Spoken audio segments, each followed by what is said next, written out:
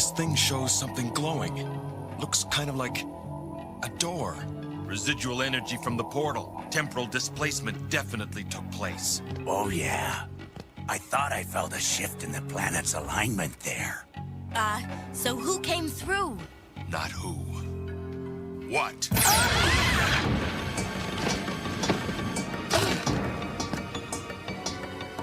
It's Nimrod! You mean that itty-bitty soup can? Give me 5 seconds.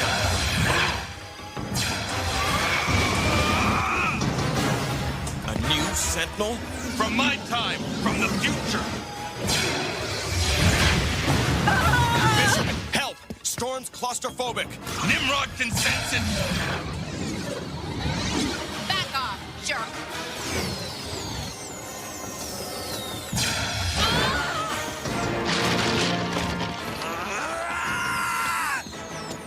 Gene!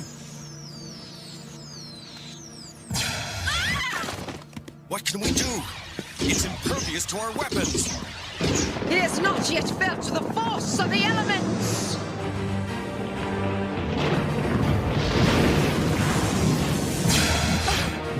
Hail! Fill the skies with rocks of ice! Increase the cold! Maybe we can crack the superstructure! From the ends of the earth, send limitless cold upon him!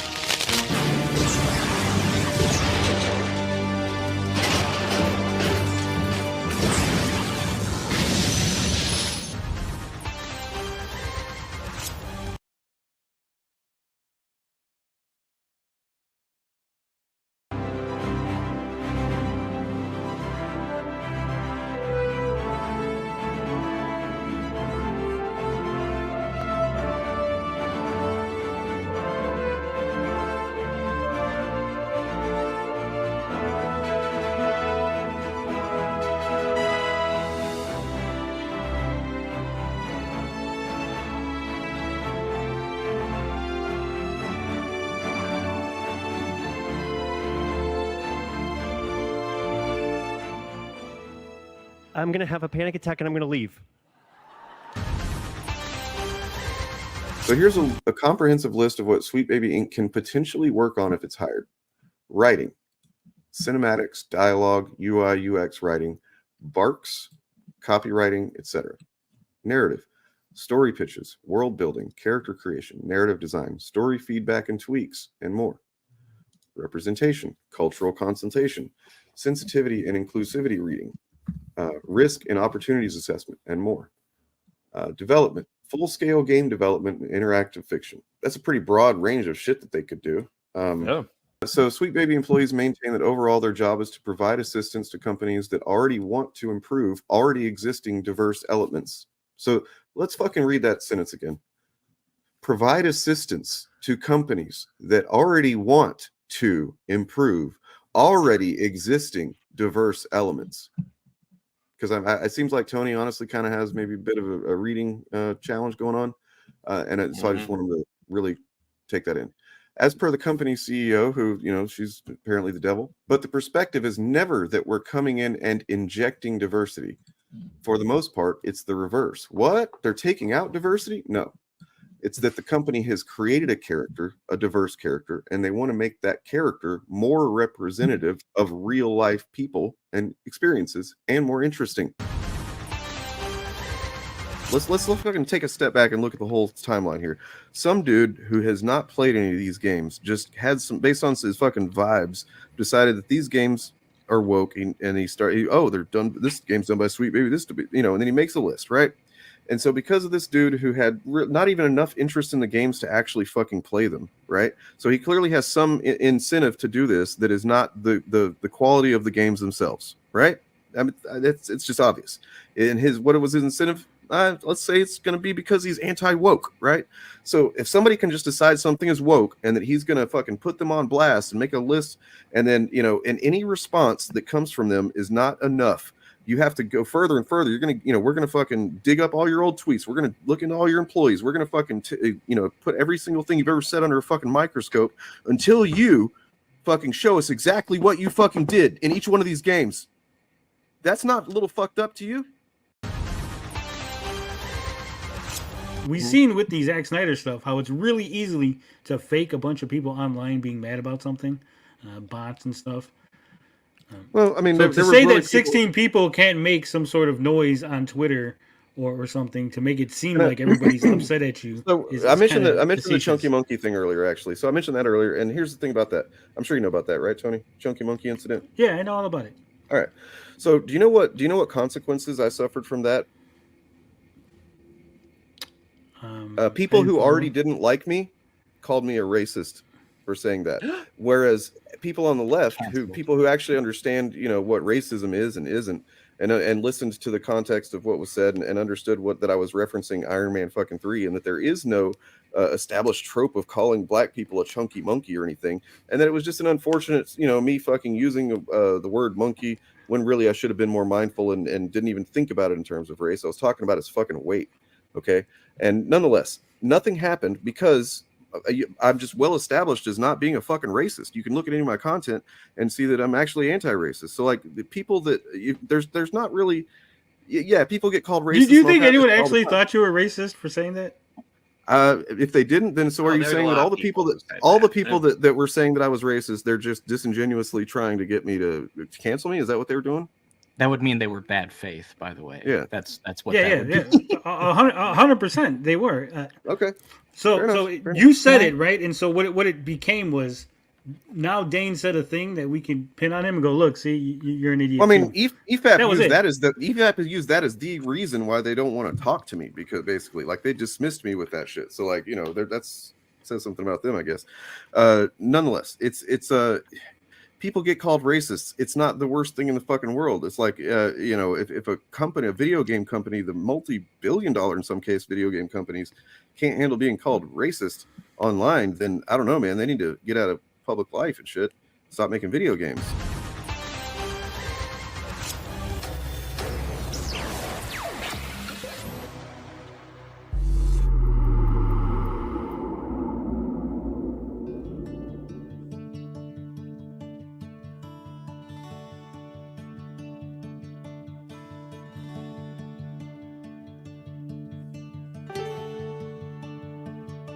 The key isn't winning or losing, it's making the attempt. I may never be what I ought to be, want to be, but how will I know unless I try? Sure, it's scary, but what's the alternative? Stagnation. A safer, more terrible form of death, not of the body, but of the spirit. An animal knows what it is, and it accepts it. A man may know what he is, but he questions. He dreams, he strives, changes, grows. Oh, somebody, please, they got the children! The only way that you can really stop this kind of thing is to arouse public opinion. It's very upsetting, it has a bad moral effect. Forced adversity.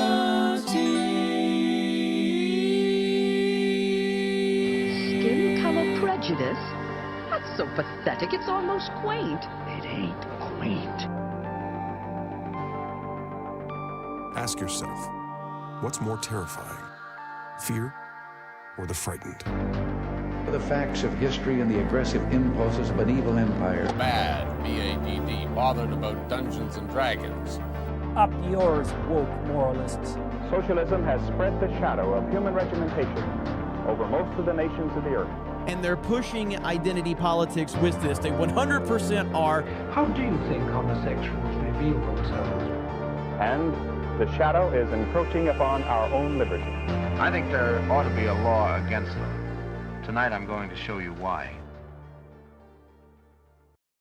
What up, what up, what up? Hello, and welcome.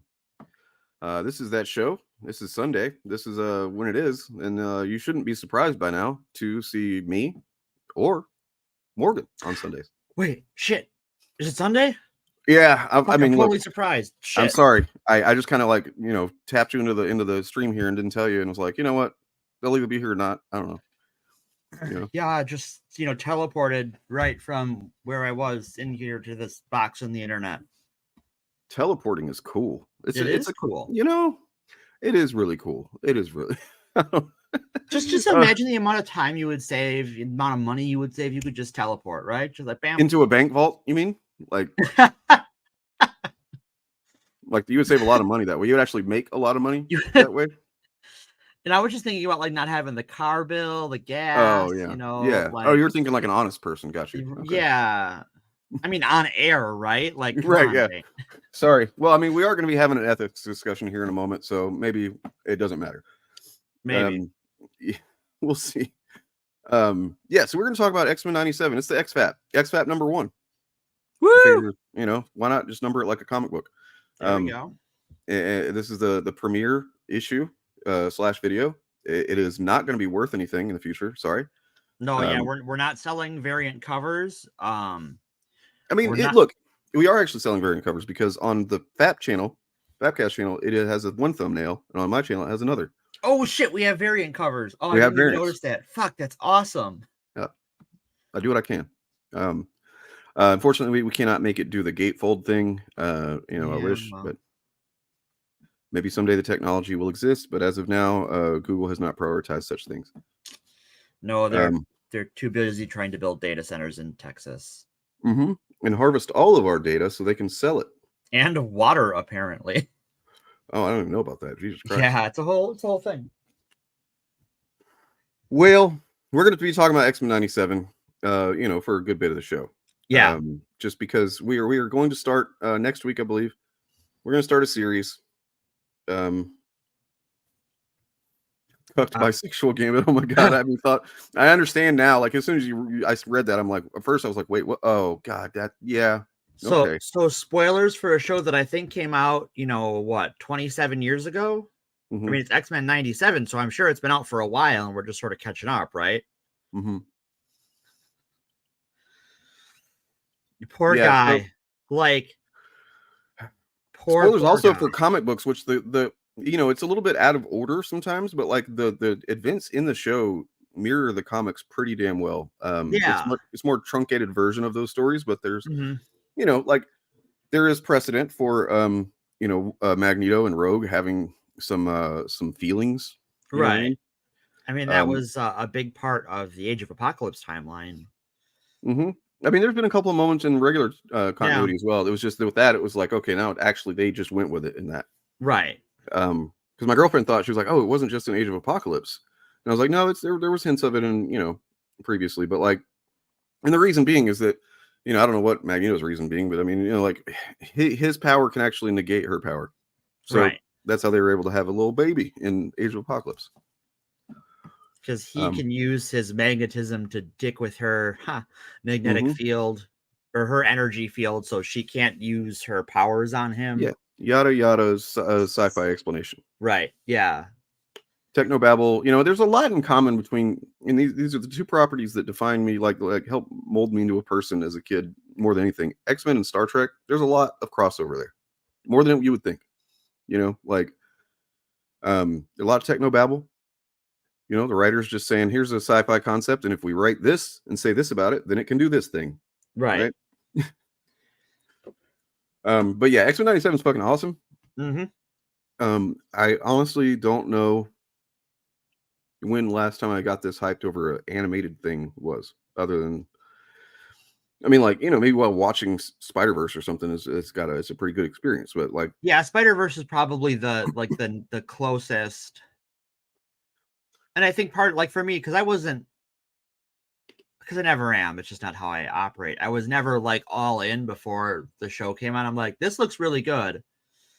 I hope it's really good. And it was really fucking good. Yeah, I started having vibes like for the last couple of weeks before it came out. Like I saw some trailers or whatever, and I'm like, I had this feeling like if this is as good as like the feeling I'm starting to get from this, then holy shit, like they definitely yeah. Well, I mean, look, there is rumors. There's possible. It seems likely that they're going to be folded in some other characters. Like I imagine because they're doing. We already know there's a season already in the works, and they were talking about a third before the showrunner was canned. So, and the reviews have been really good, so that always helps. Oh, I didn't know that. Wow, Alessandro Giuliani voiced Wow. Gambit in the '90s cartoon. I did not know that. Really? Oh no, that's an X-Men Evolution. That's an that would be Evolution, yeah. Isn't that the guy? That's what's his name from Battlestar Galactica, right? I think. Pretty sure. Oh God, The traitor. He was The traitor. he was loyal to the very last season. Baltar. No, no, not Baltar. Fucking goddamn Gata, Lieutenant Gata. Oh, fucking Gata. Oh Yeah. my God. I think that's Alessandro Giuliani. I forgot Gata's a traitor because it happens like the last season. And it's I have mixed feelings about it, but it's like on the one hand I kind of get it, but you know this isn't a Battlestar Galactica podcast. Maybe we can do that down the line, but you know, probably should. But yeah.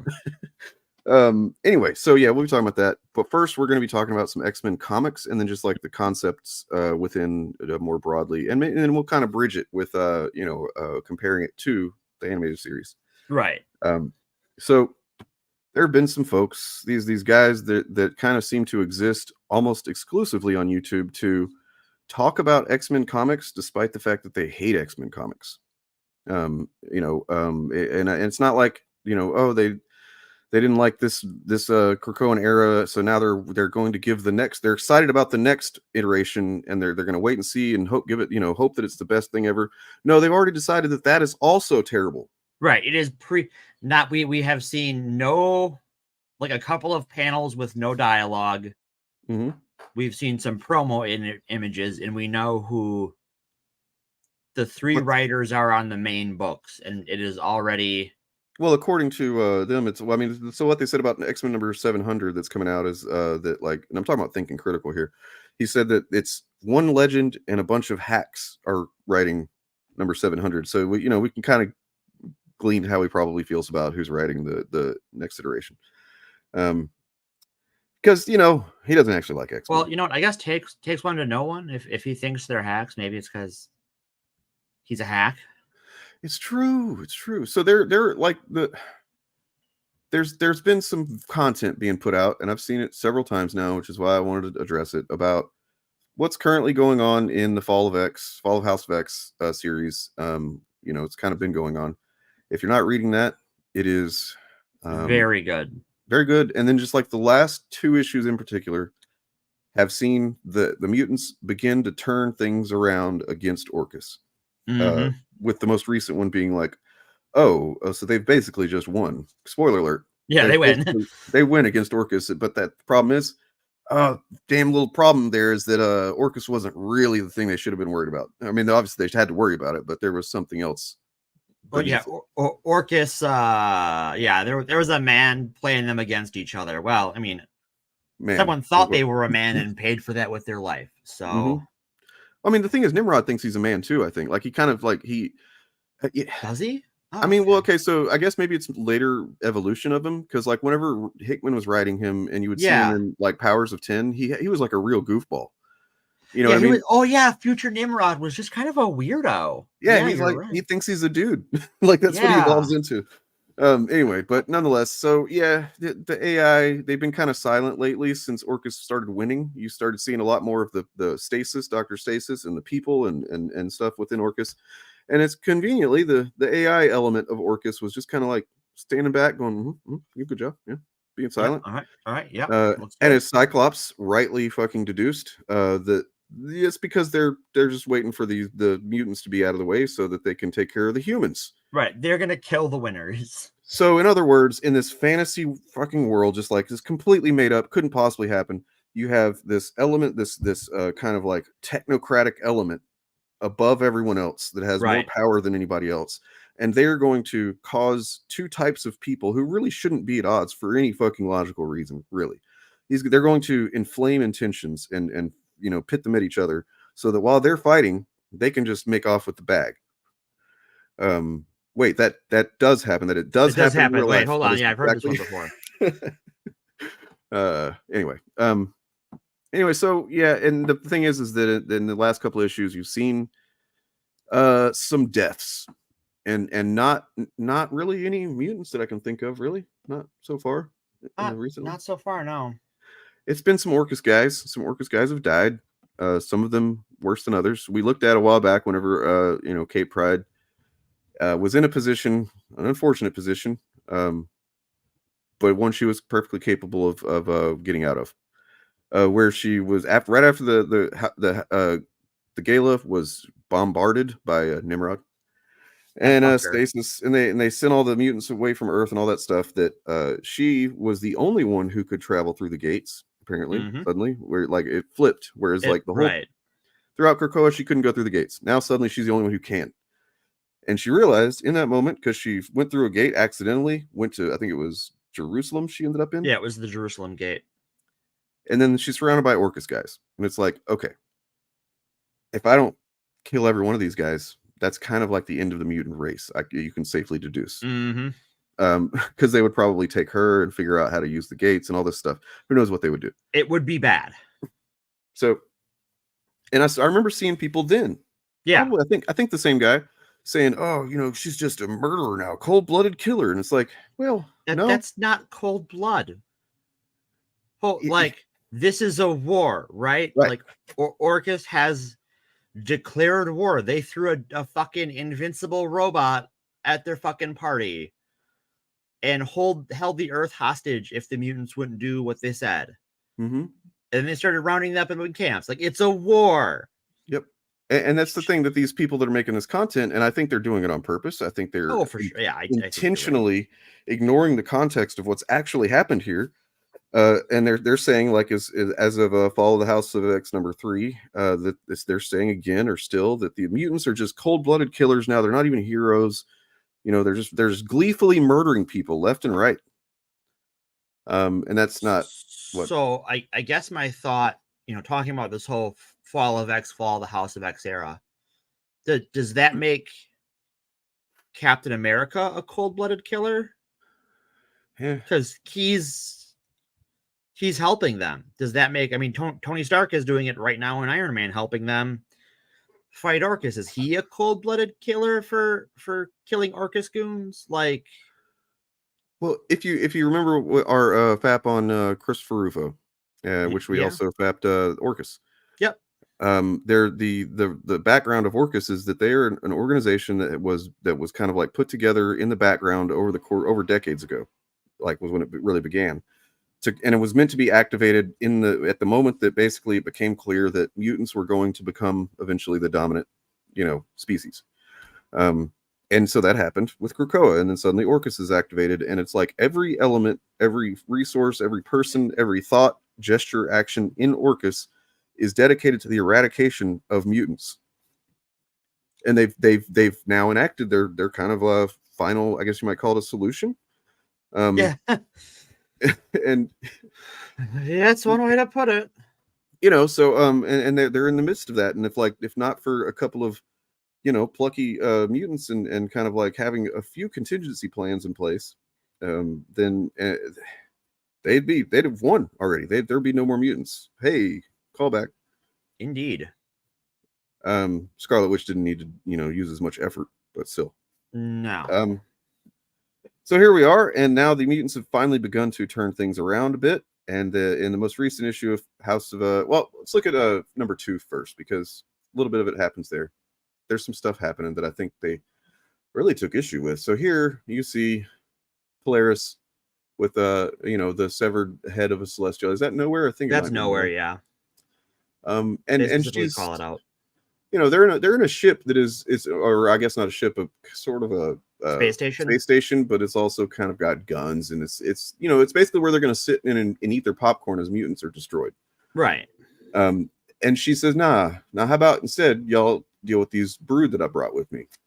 And okay, you could say that that's pretty brutal, but okay, I don't think that's not uncalled for. You're talking about the mutants really just wanted to exist in peace in their own nation. Of course, they had contingency plans because they're not stupid.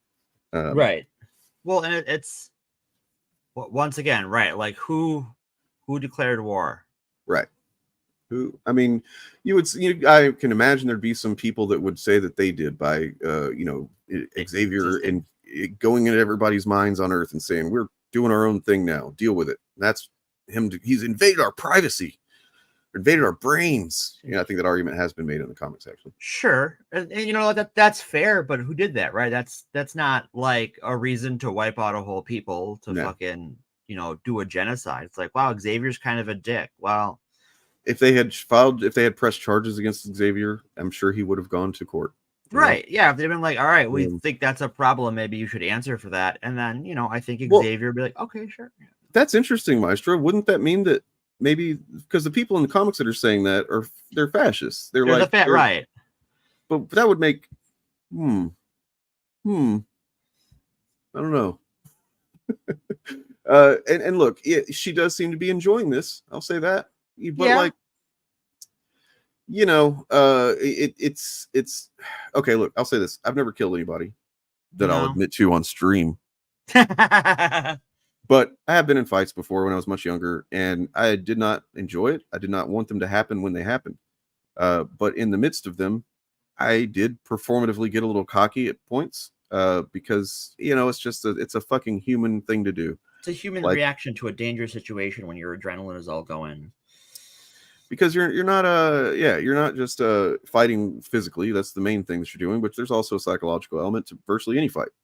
Well, and also, to talk about the medium, I mean, how many comic book characters, how many comic books in general, I mean, they're a dialogue-based medium. It's, it would be one thing to have her silently send, my brood, and then they go fucking eat everybody, and she just sort of silently watches, but, like, that's not how comic books work, right? You have a medium you are using, and I'd say it'd be the tropes of it. It would be weird if she didn't have something to say, and yeah, I would think that if I walked into the room and saw Polaris unleashing a bunch of brood on some fascists, first of all, I'd be like, I gotta go. Second of all, I would be like, if she was example A, or I guess scenario A, she's just floating there silently, just passionately watching as the brood destroy these guys. That's kind of disturbing. But then you got to think of the context of these being people that have been hunted and whatnot, and let them get their one-liners, for fuck's sake. It's right. I don't see how that makes the situation any worse. So yeah, to flip it to non-mutant Marvel characters, if you had a scene where, for whatever reason, let's imagine that Bucky is gonna attack a Hydra base, right? The Winter Soldiers found some Hydra bases and gonna knock it the fuck over. And to do that, he brings the Brood, just for whatever reason, right? Like we're just making shit up here. Just switching our protagonist and our villains. Who really cares? Yeah. Is there like you pick a different superhero?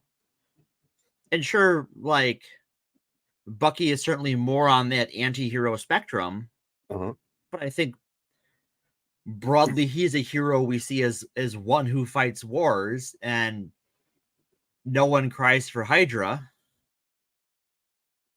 Well, and also Orcus is also Hydra. Orcus, yeah. I mean, you know what? I will say I started reading my Hickman Omnibus, and it does specifically say at the beginning, like one of and this is not in any way to defend Orcus or anything, but like that one of the guys does say that there's something like six people from Orcus, and they're genetic scientists, or whatever.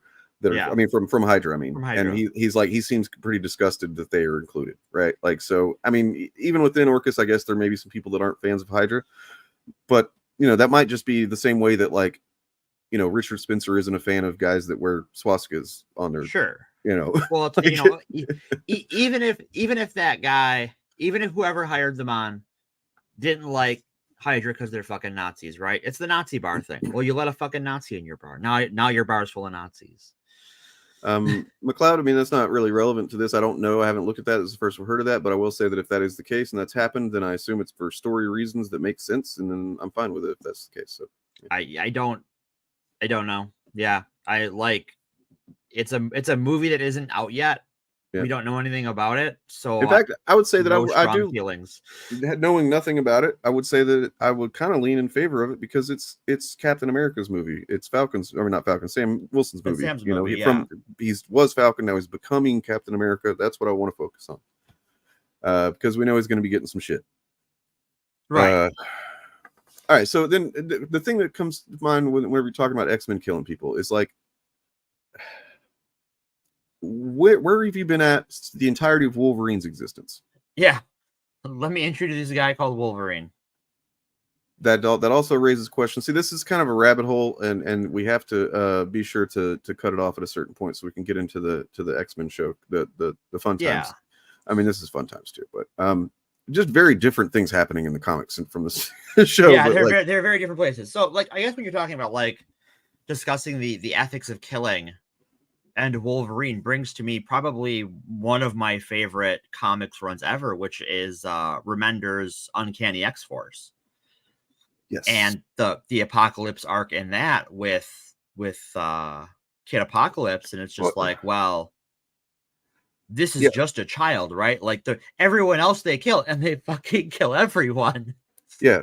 Like, and then is a genuine monster. And then here's the child who's a clone of Apocalypse. Okay. Hold on. I have to put a stop to this. Punisher. Why are y'all bringing up the fucking Punisher? Not a hero. Yeah. I mean, what is he? He doesn't have anything to do with this. Like, yeah. Sorry. Go watch my videos on that. Yeah, they're great videos. But yeah, the Punisher is he's a whole different not thing. a superhero. We're in no way, shape, or form do I think that anyone should condone what the Punisher does, unless he happens to be doing it in the midst of saving someone's literal life in that moment from being killed by the people he's killing. Right. Well, yeah. I mean, Bob, I get that, man. Like, it's just, what is that? We're talking about sort of apples and oranges, I guess. Yeah. I mean, yeah, it's the same, but it's also like Wolverine doesn't just go around killing people who are criminals. Like, what does that even mean, for one thing? You know, it's a whole thing, but we'll talk about it another time, or go watch my videos. Nonetheless, I mean, even Nightcrawler gets in right here. Like, he teleports this dude out into space, and that can't be the only guy that he's responsible for killing either. No. So yeah, it's this is a war. And that's the thing that I think that the people that want to call this just cold-blooded murder, they need to call it that, because they don't want you to think about this being a war. Because if you think about this being a war, guess what else you might start to think about being a war? Mm-hmm. Yeah. So well, it's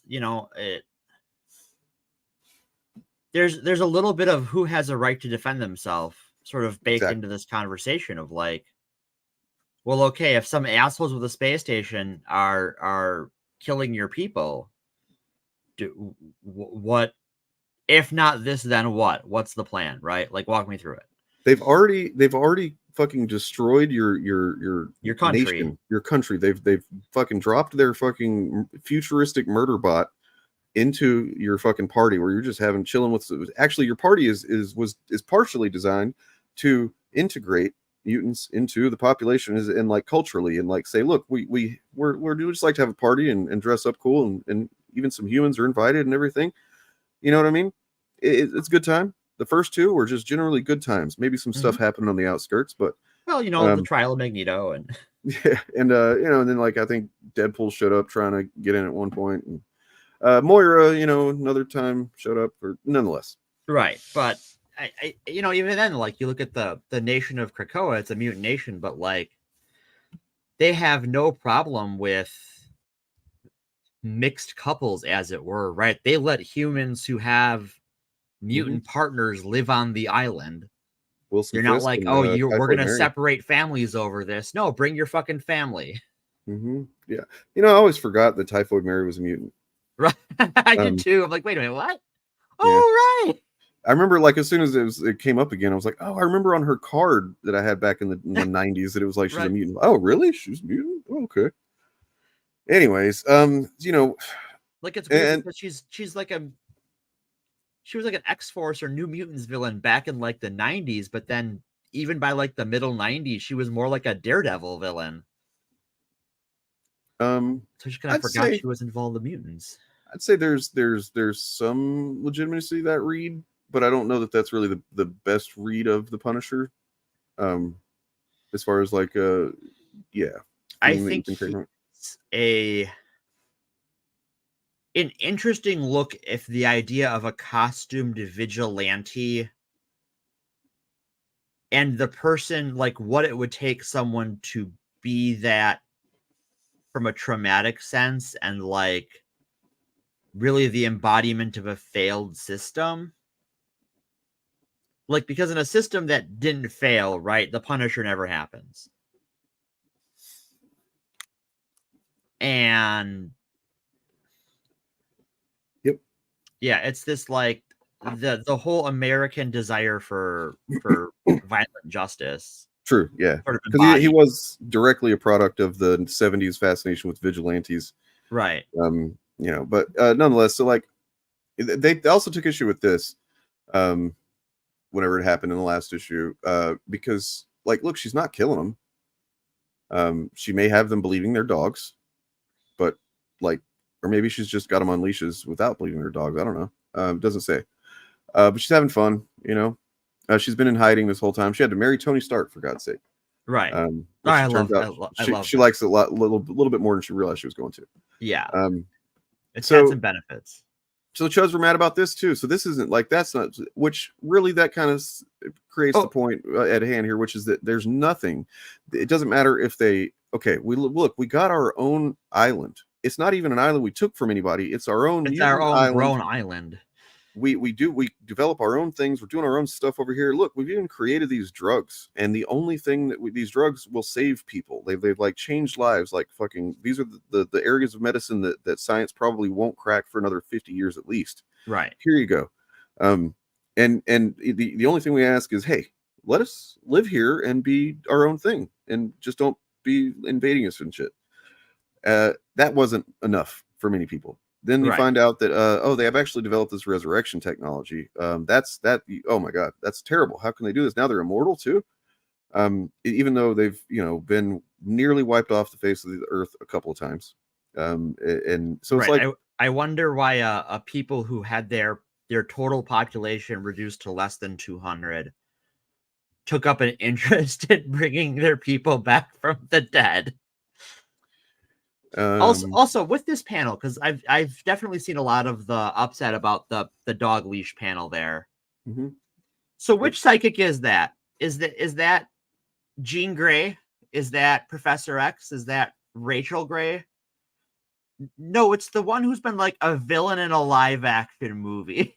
The one who villain in a cartoon show, right? Like, I mean, she has shown repeatedly that she is willing to do, I guess, ethically disfavorable things in service of mutant needs, survival. Yeah, like she is not a traditional hero. If Emma is doing bad girl things, it's because bad girls do dirty work. I think that's the extra part of it. You're right, Liz. For this, there's like the fucking femdom aspect of it. Right. And you know how it is around here. This is actual femdom. Fuck yeah. Never mind. I'm not going to get into that. But I have somewhat more than jokingly considered something like that. But as far as like content, but anyway. Sure. But yeah, like it's definitely if you're not willing to read the whole story, then and it's and their audience is definitely not willing. They're willing to watch a video to engage with this stuff almost passively, and to have their opinions and information fed to them by someone that they just fucking blindly trust is doing whatever is in their best interests. Meanwhile, I mean, look, Wolverine's enjoying this, but he's Wolverine.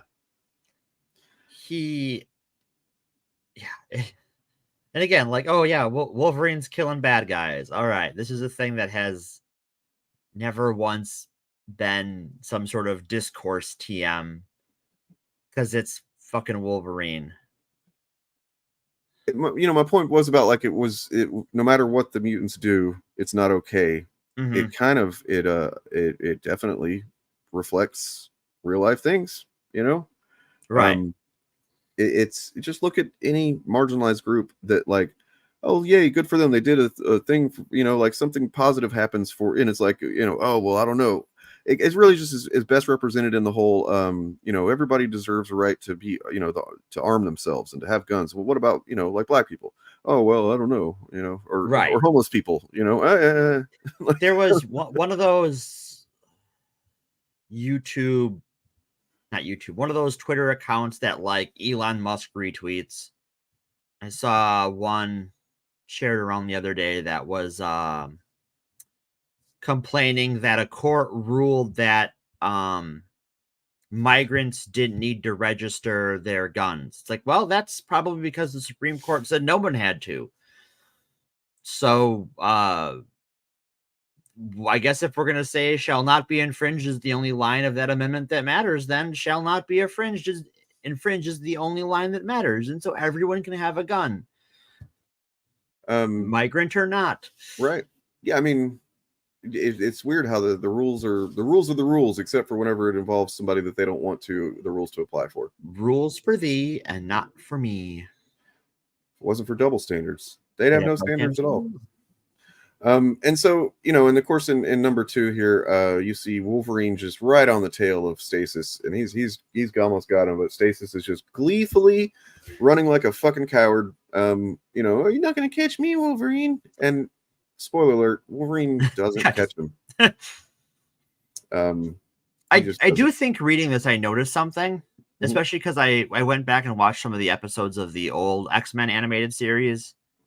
I feel like they gave 90s X-Men's, like 90s and early 2000 X-Men's Mr. Sinister personality to Dr. Stasis. Oh, yeah. And like the current Dr. Stasis or the current Mr. Sinister is slightly different, right? Is a different character than that. And I'm like, that's interesting. I'm interested in that. I find that an interesting writing choice. Well, then we get to this. This is number 3, and this is the cover. I've been this one was teasing me ever since they released the cover months ago. And yeah, I mean, look, the issue is, as often is the case, a cover almost never the thing that's literally happening in the cover happens in the comic, and I like that. Right. I prefer it that way. There are people I've seen complain about that. That's weird to me. Boo nerd. So, you know, Wolverine does not end up in this position with Stasis. But I mean, if you're saying that he represents the X-Men, yeah, I'd say so. Sure, yeah. Stasis makes that face for sure. And let's look at that, because basically what happens is they find him. They're you know, he's on the run after the whole space station got brooded. And they have to find Firestar because, I mean, look at this shit right here. You want to talk about gleeful killing? These are Orcus guys shooting they're trying to kill Krakoa. They can't kill Juggernaut, and as he points out to them. Right. But they're trying to kill Krakoa, which is at this point just a tree on the run. Literal tree, just, hey, I'm out of here. And they're trying to kill him. Juggernaut, the hero that he is, fucking throws himself on top of Krakoa. And look at this fucking guy's face. Right, he is gleefully trying to kill Juggernaut.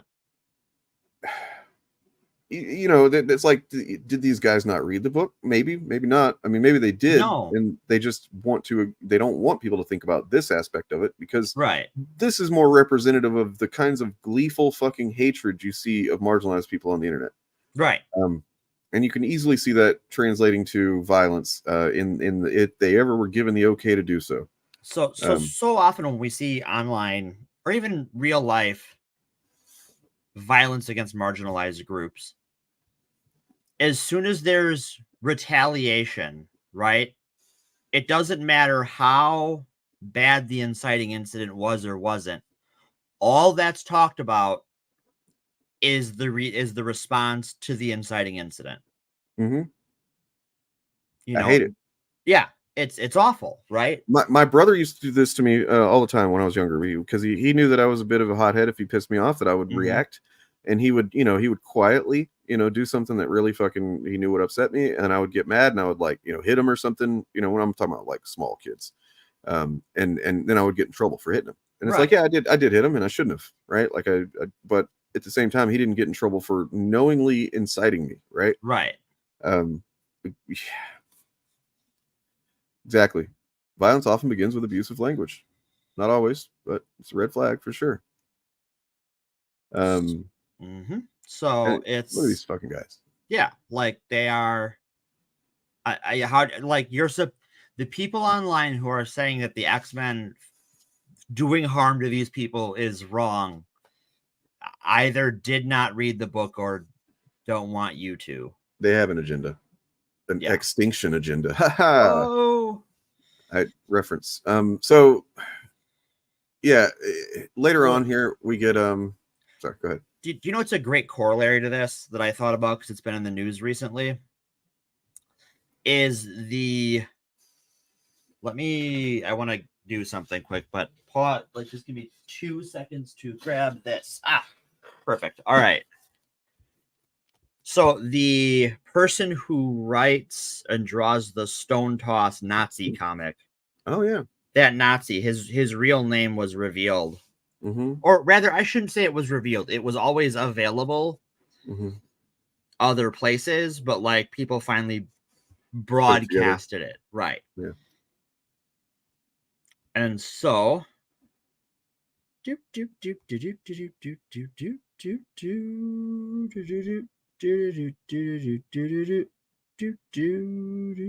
want to make sure I can pull up his name and fucking say it. Anyways, Elon Musk, who is, Mr. Free Speech Warrior, who's let all sorts of harassment be directed at minority groups across Twitter, is deleting posts and shutting down accounts that shared the guy's name. Which is? I am trying to find it right now. I'm going to go ahead and just make sure, in case we can't pronounce it, we want to have it visible. Bring it up here. So his name is Stephen Monticelli. Oh no, sorry, wrong one. My bad. Is Hans Christian Grebenner. Hans Gruber? Yeah, right. No, Grebenner. Hans Booby. Yeah. So, but Elon Musk has been like, trying to like suppress that. And it's like, oh, so this guy, anyone can say anyone's name, publish anything they want about a person of color or someone of the LGBT plus community. You got motherfucking what's his name? Andy No. Anytime they're like all throughout 2020, but he's done it other times too, but it was just a whole lot during that summer. Yeah. So like every night in one of the cities, like in Portland, whenever there was, protests and fighting with cops and whatnot going on every night, like really protesting and then cops fighting people and them fighting back with like not nearly even the same kind of weaponry, just fucking with cops basically. Anytime somebody got arrested, they were basically releasing the names of everybody that got arrested. Right. Even whether or not it was clear that they were part of some Antifa or part of the protests or not, he was just releasing names. Here's who got arrested. That's the other thing that's part of that, especially, is that people who were arrested were also white supremacist provocateurs, opportunists doing some crimes because they had a nice distraction, people getting like pulled over because they were driving in the wrong place and just assumed to be involved. Yeah. So I want you to know your meme here. Yep. Like, that's it. I just couldn't believe that like Hans Christian Grebenner, and I was from Spring, Texas. Oh, that's not far from where I grew up. That's outside of Houston. Wow. Who would have thought that there are Nazis in Texas? Right. Who knew? But yeah, so like we can bully you infinitely, but how dare you react? Exactly. Yes, thank you. I was about to mention her because she did the same shit. Yep. They said it. They called it a doxing. And guess what? The other day on a fucking showcast, some of the clips were included in the prefab, but they're saying I pointed out to Tony, who came on to I guess I don't know. I guess he's got some kind of like humiliation kink or something, but he came on for it. So that was, oh god. And he was like, what are, you know, I said, well, look, I looked into these claims of doxing, because if there is just like a doxing of, I'm not saying that this is not doxing, right? If the name's out there, neither was Kai Rychik or whatever, but like they were saying that some journalist was going into Discord servers and trying to dox the people in there. And I was like, that's kind of fucked up if that's what was going on, but I had a feeling it wasn't. It was not, right. She was going in there and saying, hey, what is your real name? And then like, I guess in order to make the point of like, you know, retaliation online, she was basically like, why do you use a screen name and stuff like that? And it's like, even if she had said, give me your name, that's still not doxing. That's not doxing, right? It's not even trying to dox, is really. I mean, like doxing is just finding the information. If they would have given her the information, that would have been them giving away their information. They would have been doxing themselves. Well, and that's like almost any journalist worth their salt is going to want to know the name of their source. Like, if I am interviewing you, the first thing I'm going to do is ask your name, because that's how you interview someone. This is 101 shit. That he's like, that's doxing. I'm like, no, it's not, you fucking moron. Well, I mean, he even said it's not. He was like, you know, and I kept saying, okay, but that's the thing. Y'all are taking, this is the example of the Sweet Baby Ink stuff all around, is taking something that happens and then using the words that do not apply to it, putting in context that do not apply to it in order to make it seem like a victim narrative of some kind. And that's all it is.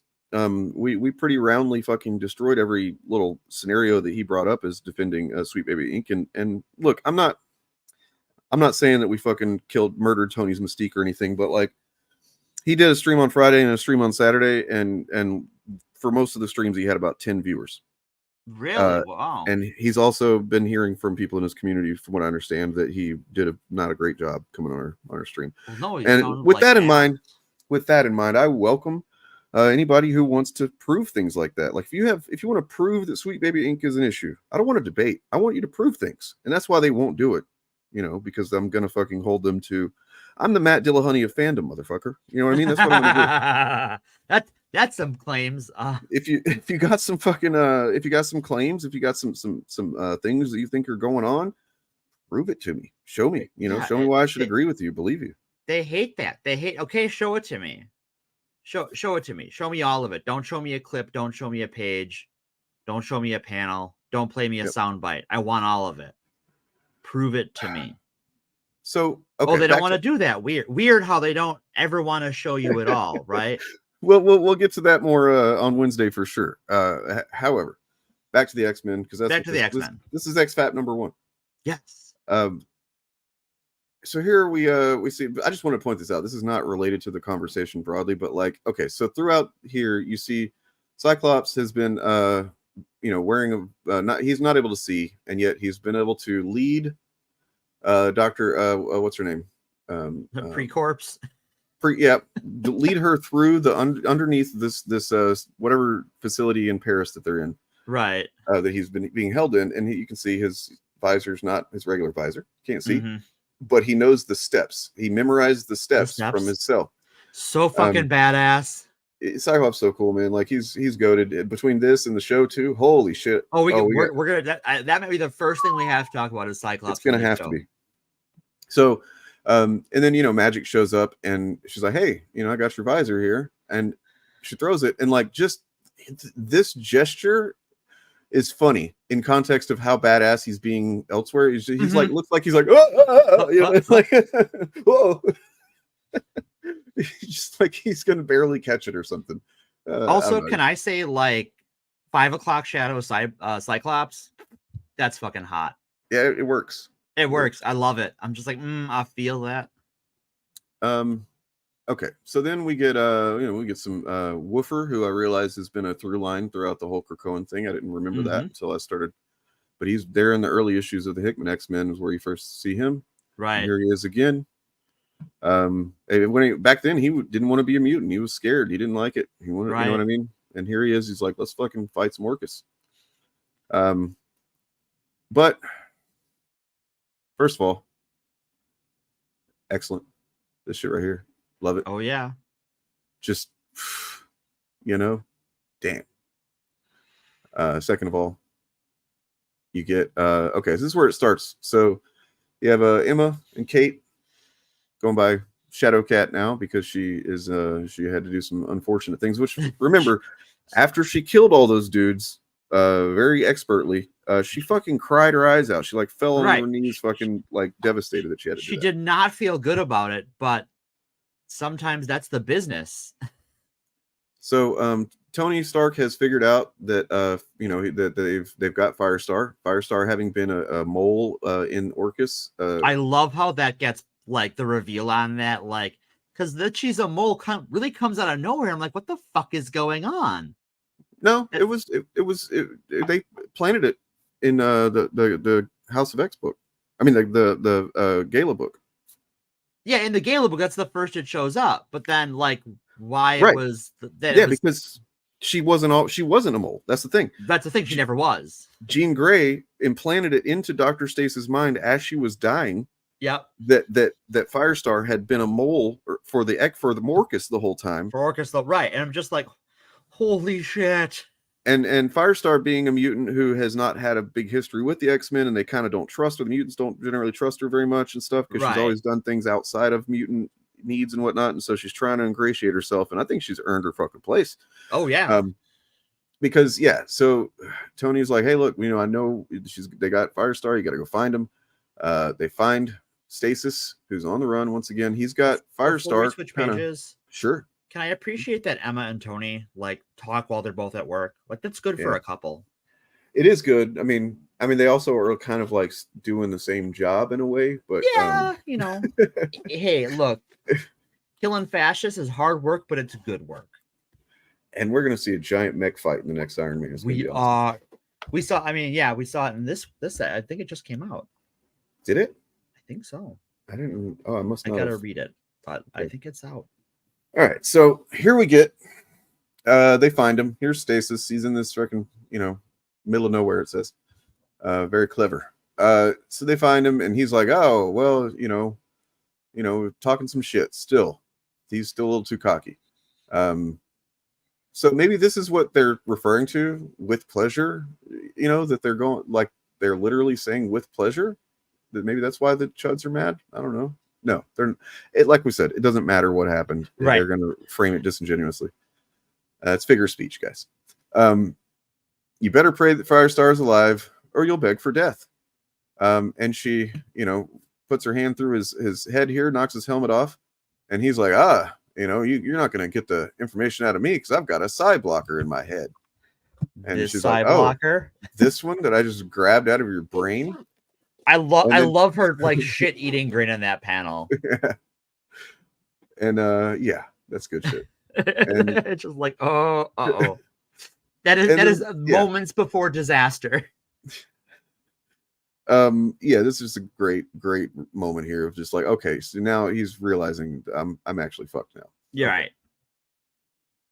And she's got Firestar's location, which she then sends to Sync, who is badass, goddamn badass. Sync's awesome. He's awesome. Close enough to sync with her powers.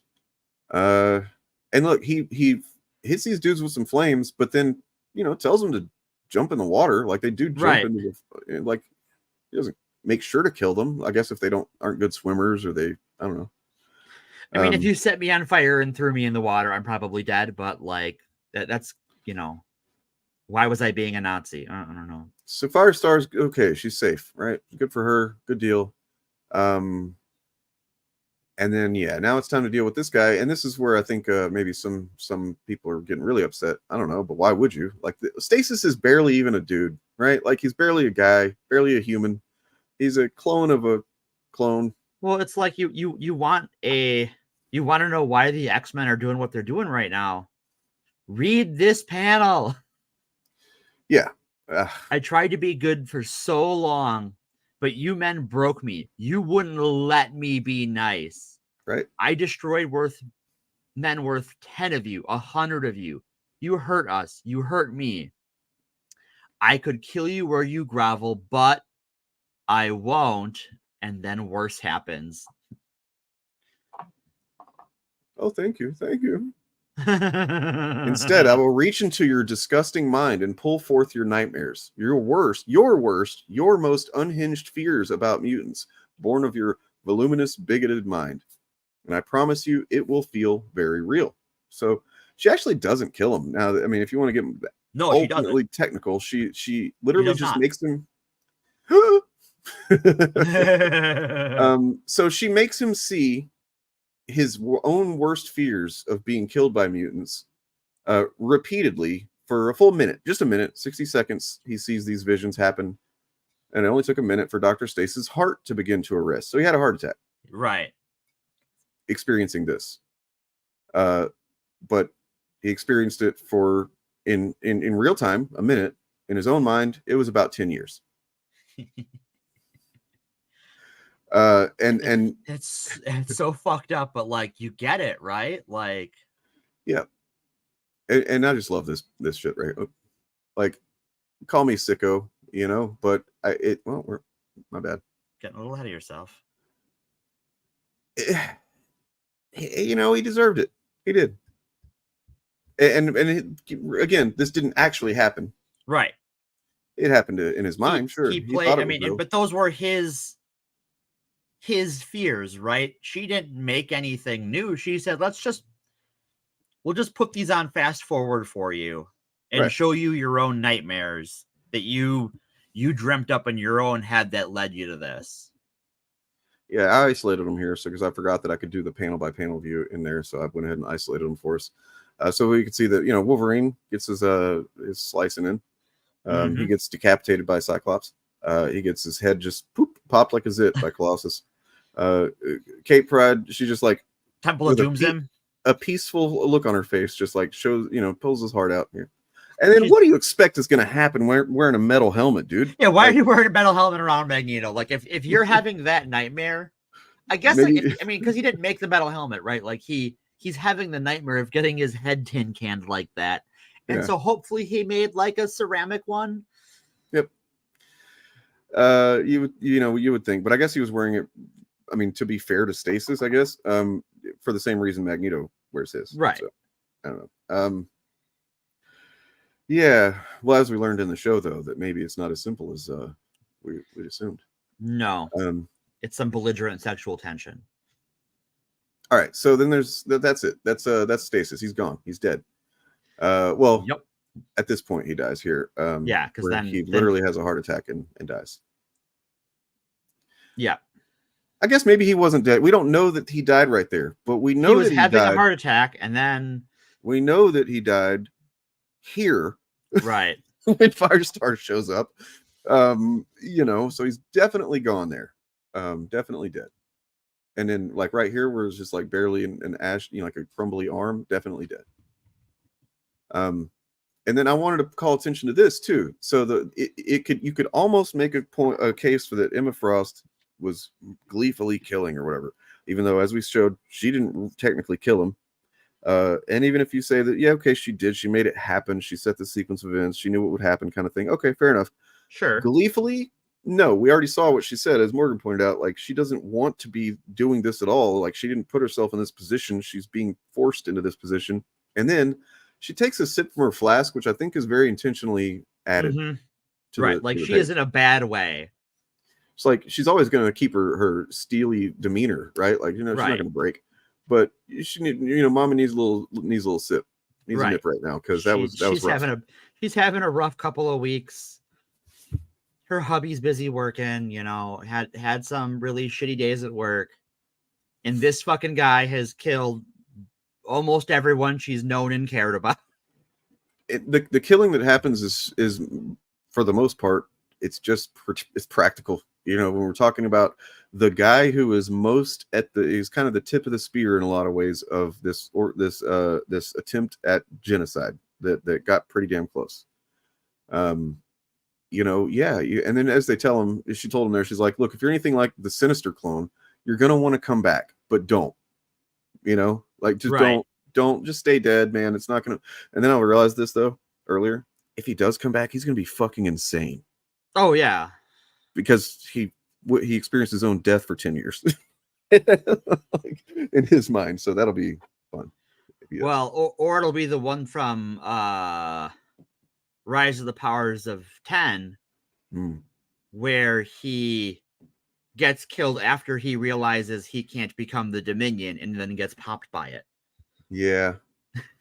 Yeah, sorry about your luck. But Like all the clones were being played, you know? Right. So then that brings to mind, okay, fine. But like, doesn't this kind of like spoil the X-Men as being heroes anyway? Like, I mean, if they're just at war and they're having a fight for their lives and stuff, and they're having to kill people, okay. But like, it still just makes me feel icky, and I don't like it. You know, it's not the classic X-Men that were heroic and they never killed people and stuff. Like, wait a second, what'd you say there? They never did what? Because I happened to have gone through and found some examples that I guess these guys who pretend like they talk like they just want X-Men to be the way it used to be. They don't include things like Colossus fucking breaking Riptide's neck. Nope. They don't include let's see.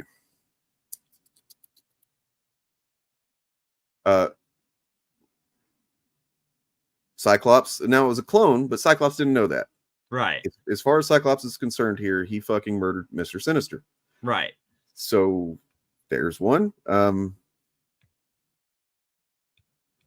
the others here. Then there's Archangel decapitating Cameron Hodge. Mm-hmm. He's a whole weird ass cyborg every appearance after this because of this, right? Yep. He's got the weird sneaky neck thing, cyborg situation after this point. Then there's Storm, which I think we might maybe see this pretty soon. Who knows? Killing Callisto. Yep. Well, I thought the cartoon did like a version of a story where it was a little less. I think they did. I mean, it shows in the thing, the beginning, where like they're fighting with like lightsabers, basically. Right. Yeah. There's some version of it they adapted. There's other examples. More recently, since the decimation, there was let's see. As a matter of fact, aside from the decimation, so Wakanda, there's a queen of Wakanda. Her name is Storm. And during the Skrull invasion of Earth, her and her husband, they fucking murder. They defended Wakanda from the Skrulls. Right. And they put fucking heads on pikes. I had not seen this. Holy shit. They didn't like, and I'm talking like the Skrulls that surrendered still got their heads put on spikes. They were not. Oh fuck! Yeah, you don't fuck with Wakanda, dude. Like, that's true. But granted, she wasn't under the title of X-Man at that point, but still, she did some killing. I just don't think there's any argument to be had that's in good faith and informed by the history of the comics to say that the X-Men don't kill. At the time, of course, she didn't know that Marrow had a second heart. As far as she was concerned, she had just ripped Marrow's heart out. Right. And killed her. And I think that maybe the writers didn't think of that either. It was just like, oh, Marrow's kind of a cool character. Let's say she had another heart. And brought her back. Classic comics. Trying to think about it, I think the only like Marvel character who I can think of who is like explicitly does not kill ever is Spider-Man. Spider-Man. Yeah. And like, because like the Fantastic Four have fucked up and killed a bunch of aliens before. Like, I'm pretty sure. I'd have to go back and read. I was never the biggest Fantastic Four fan. But like, I think generally they're about where Spider-Man is. I mean, like they're the next closest. Yeah. But like after that, it's like Iron Man kills, Captain America kills, Thor fucking kills people. Let's see. So here's Donald Pierce. This was during the this is a Second Coming. Whenever Bastion had brought back like all of the old white all the old white guys, brought him back to life. Here's Donald Pierce as he was played by what's his name in Logan. Excellent performance and stuff. And here he is just basically saying, I want all you fucking people to die. And Cyclops just gives him one of those. Yeah. What if, nah, bro? It's not. It's just not. There's no case to be made. The X-Men are the killingest Marvel team, that superhero team that you can still call superheroes that there are. Yeah. Past what the X-Men do, you get X-Force, yes, and that's a whole other thing because starting with Messiah Complex in 2007, Cyclops activated X-Force, and this is a very specific X-Force. They operated the entire time underneath his Wolverine and a few others, but like most of the X-Men didn't know about it. Storm didn't know, Colossus didn't know, Nightcrawler didn't know, because Cyclops knew it was bad look. Some of these old school characters weren't super cool with it, with killing. Right, and it's not a universal thing, right? Like not every X-Men is down to clown that way. But it got revealed during Second Coming, because at that point you now have a situation where all of the worst evil bigots are trying to kill Cable and Hope, and Cyclops activates X-Force, and some of the members of X-Force are now mixed in with the X-Men, and they're all trying to find him. And so Nightcrawler sees that, and he's like, what? Yeah. Excuse me? And Wolverine's just like, don't worry about it, man. It's fine. Just ignore it. My girl's going through some things. No, hold on. There's something happening here. What's up? And then, of course, it's revealed to the other X-Men at this point that the X-Force has been a thing. There you go. It's just silly. Like I have much more information that we could go into if we had more time about it. I looked. I found some shit. Nate Gray killed the Marauders. Yes, he did. Let's see. Cyclops resolved to kill Sabretooth in a 90s one-shot. They didn't have any problems with Longshot killing Mojo. Nope.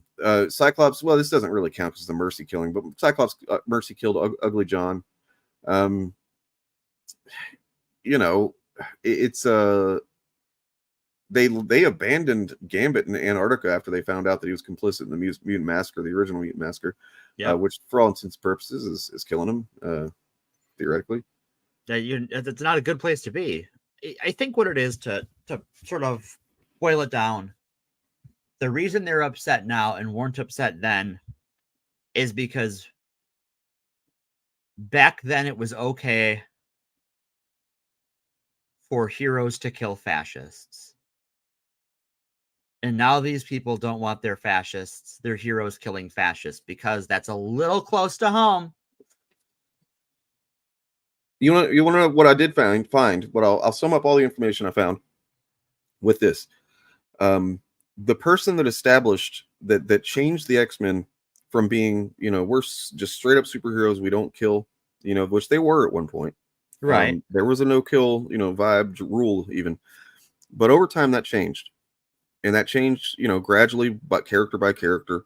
In fact, Wolverine is a lot of people just assume that he was killing all those, like in the infamous Hellfire Club thing where he goes through and all those goons. You just assume he's killing all those guys, but like Claremont had actually said no, he wasn't killing everybody that you see. He's just, he might maim some people, but he's not necessarily killing them all. But Claremont is the guy who, over a period of 11 years, this character decides Colossus, who would have never killed someone, now has been driven to the point by bigotry, by this hatred, by these villains that are trying to eradicate them all, by his sister being infected with a virus that was created to kill mutants. The fucking legacy virus plot is just fucking horrific.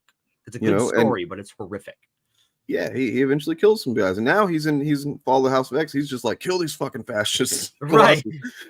But like, the thing is that the comics, as Claremont was writing them, he was making them reflect the real world more and more. Making it, he probably was learning a bit more about bigotry as time went on. Claremont was. Right. He was probably realizing that, like, there are people who, like, legitimately maybe the only thing to do to survive is to, like, them for just to maybe not be here anymore. Right. Because they're not gonna, if they're not gonna stop trying to off you, what can you do? So rather than having a no-kill rule, there's just a few members of the X-Men who have who are morally opposed to killing generally. Right. Those would be originally Nightcrawler, Colossus, Storm, even Cyclops, Marvel Girl, but they're not Batman levels of I will never kill anybody. Right. I just won't ever do it. So, and then even Batman will sometimes, if not kill people, let them die. Yeah. So there you go. If you want to blame somebody for the X-Men killing people, blame Claremont. But you're not going to do that, are you? Right. Well, because he's an old white guy, they can't blame him. You got to appeal to the guy of the past in order to disparage these writers now that are generally pretty awesome. Yeah. So, speaking of writers of today, should we talk about 1997? Yeah. Well, so there's not really a whole lot of killing going on in X-Men 97 so far. No. Doesn't mean there won't be, because there has been some. Morph died. Wait, but Morph came back. They're back. I don't remember how they came back. Mr. Sinister. So is this a clone? I don't know.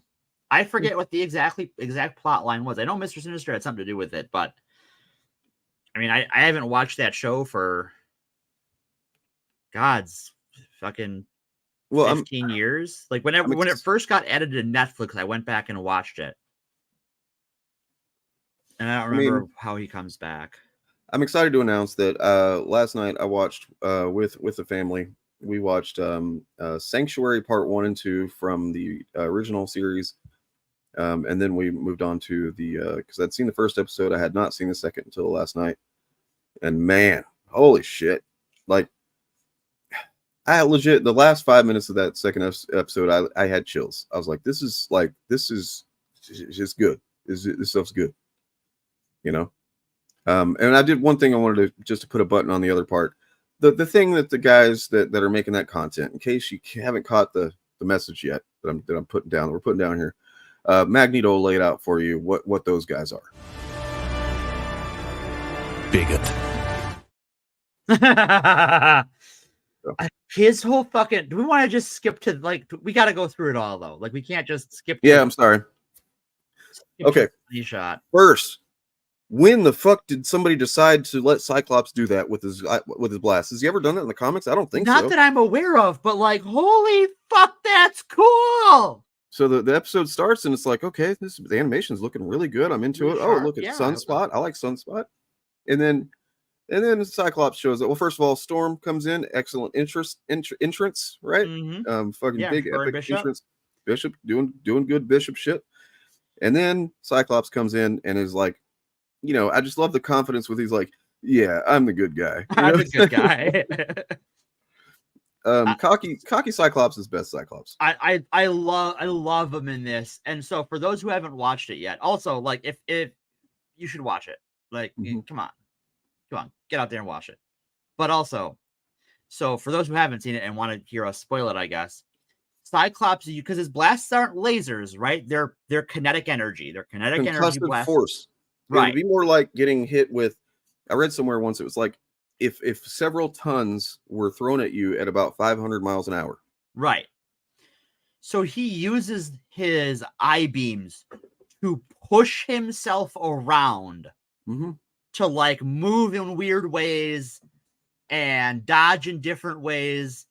And it's so fucking cool. Yeah, there's dudes over here and they're trying to shoot you, and you just laid out one dude that's in arm's reach, but you got to get that dude over there. Right. Well, you need to get over there fast, right? So, and it makes perfect sense. Just let out a little blast at the floor, but of course he's probably really good at pool when you think about it, because you got to know exactly where to hit to get where you want to go. But yeah, I think one of those times when like they've discussed secondary powers in the X-Men, like he has like a heightened spatial awareness power as part of his power set that lets him figure out where to shoot his shot, as it were, to make things go the way he wants to. Cyclops is a strategic genius. Right. I wish I remember what issue it was. Maybe I'll look for that in a minute or something. But like, there's this one issue where I think it was maybe Emma. They were in the Savage Land, actually. And they were on vacation, I think, from what I recall. And Emma is describing to, was it Shanna, I think?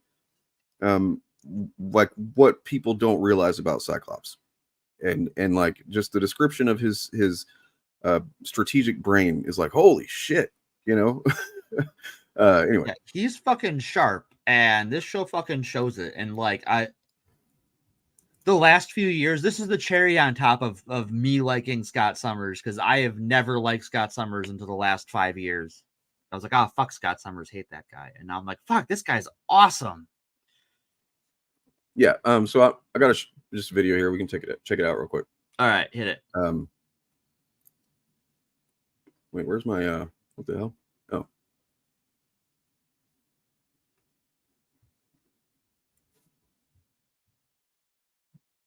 Okay. So yeah. Screwface. Yeah. Scott Summers on the Avengers would be crazy. Right there. Yep. Excuse me, sir. That's so cool.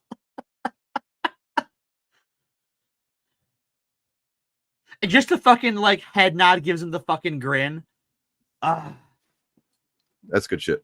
I fucking love it. And if you look on YouTube, by the way, he's getting his respect too. Like, yeah, it's so cool to see. Like, legit getting his respect finally.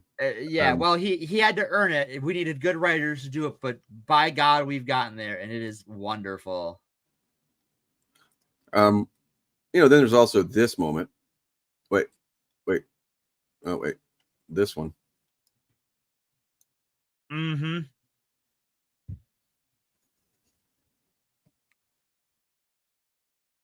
This is crazy. This is fucking crazy.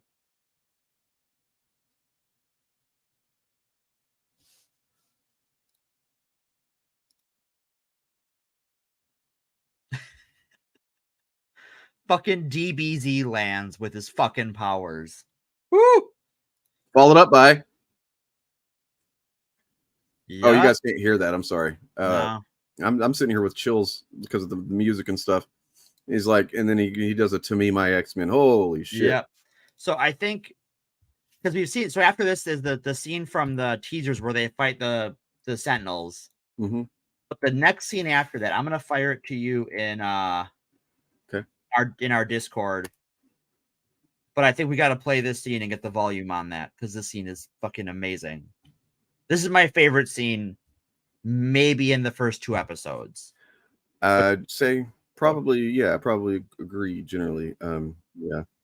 Whoops. Gotta share the audio real quick. Here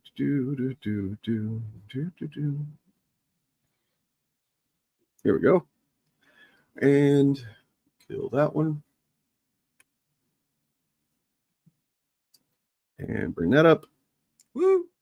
And yeah, because it's like, you know, if I was literally watching in real time, like, oh, come on. Like the X-Men ain't gonna just take care of these old busted Sentinels.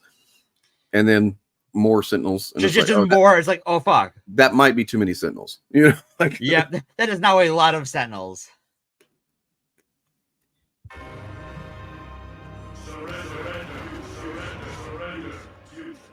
Give him the forecast. Omega level threat detected.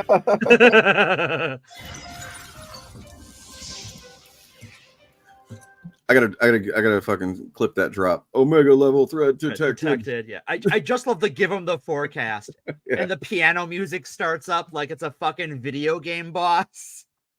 I mean, look, let's be real. That like it's good that she gets this, and then I think a couple of more big epic moments because of what happens at the end of episode 2. Right. Yeah. After giving her this scene, I was like, oh, something bad's gonna happen to her soon.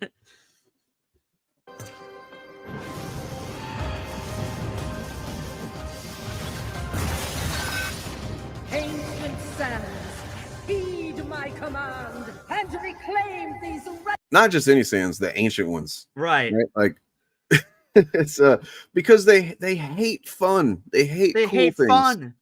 This is so fucking cool. For things that that just like aren't directly just only for them.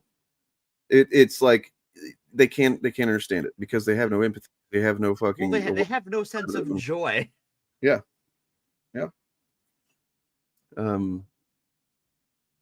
Yeah. relics of hatred.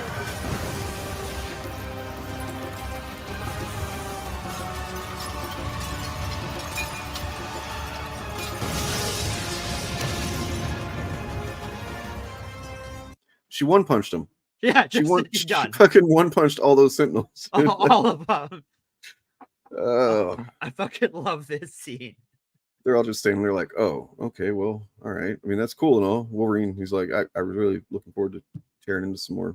I really wanted to chop, but is there more of these to chop up? Because like this shit right here, holy shit. It's so cool. God damn. Yeah, this show is next level. It's undeniable if you even care, if you even like the X-Men a little bit. And even if you don't, like, you know, my 8-year-old here, who's just so far he's been all about, you know, Pokemon and then whatever this Pikmin thing is. Sure.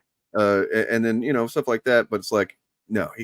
And by the way that he got into X-Men was he saw my shirt, the one that the na na na na na na na, and he was reading it and he was just like na na na na na. I was like no. It goes na na na na na na. Here, I'll show you. And then I showed him the freaking the opening intro, and now he's like singing it at the beginning of every episode. And it's pretty awesome.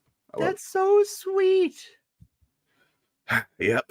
I mean, look, it's just some things are just objectively good. Apparently, I didn't think it was possible, but like I guess I'm sure you could find a reason to not like this, and I will be happy to entertain that. But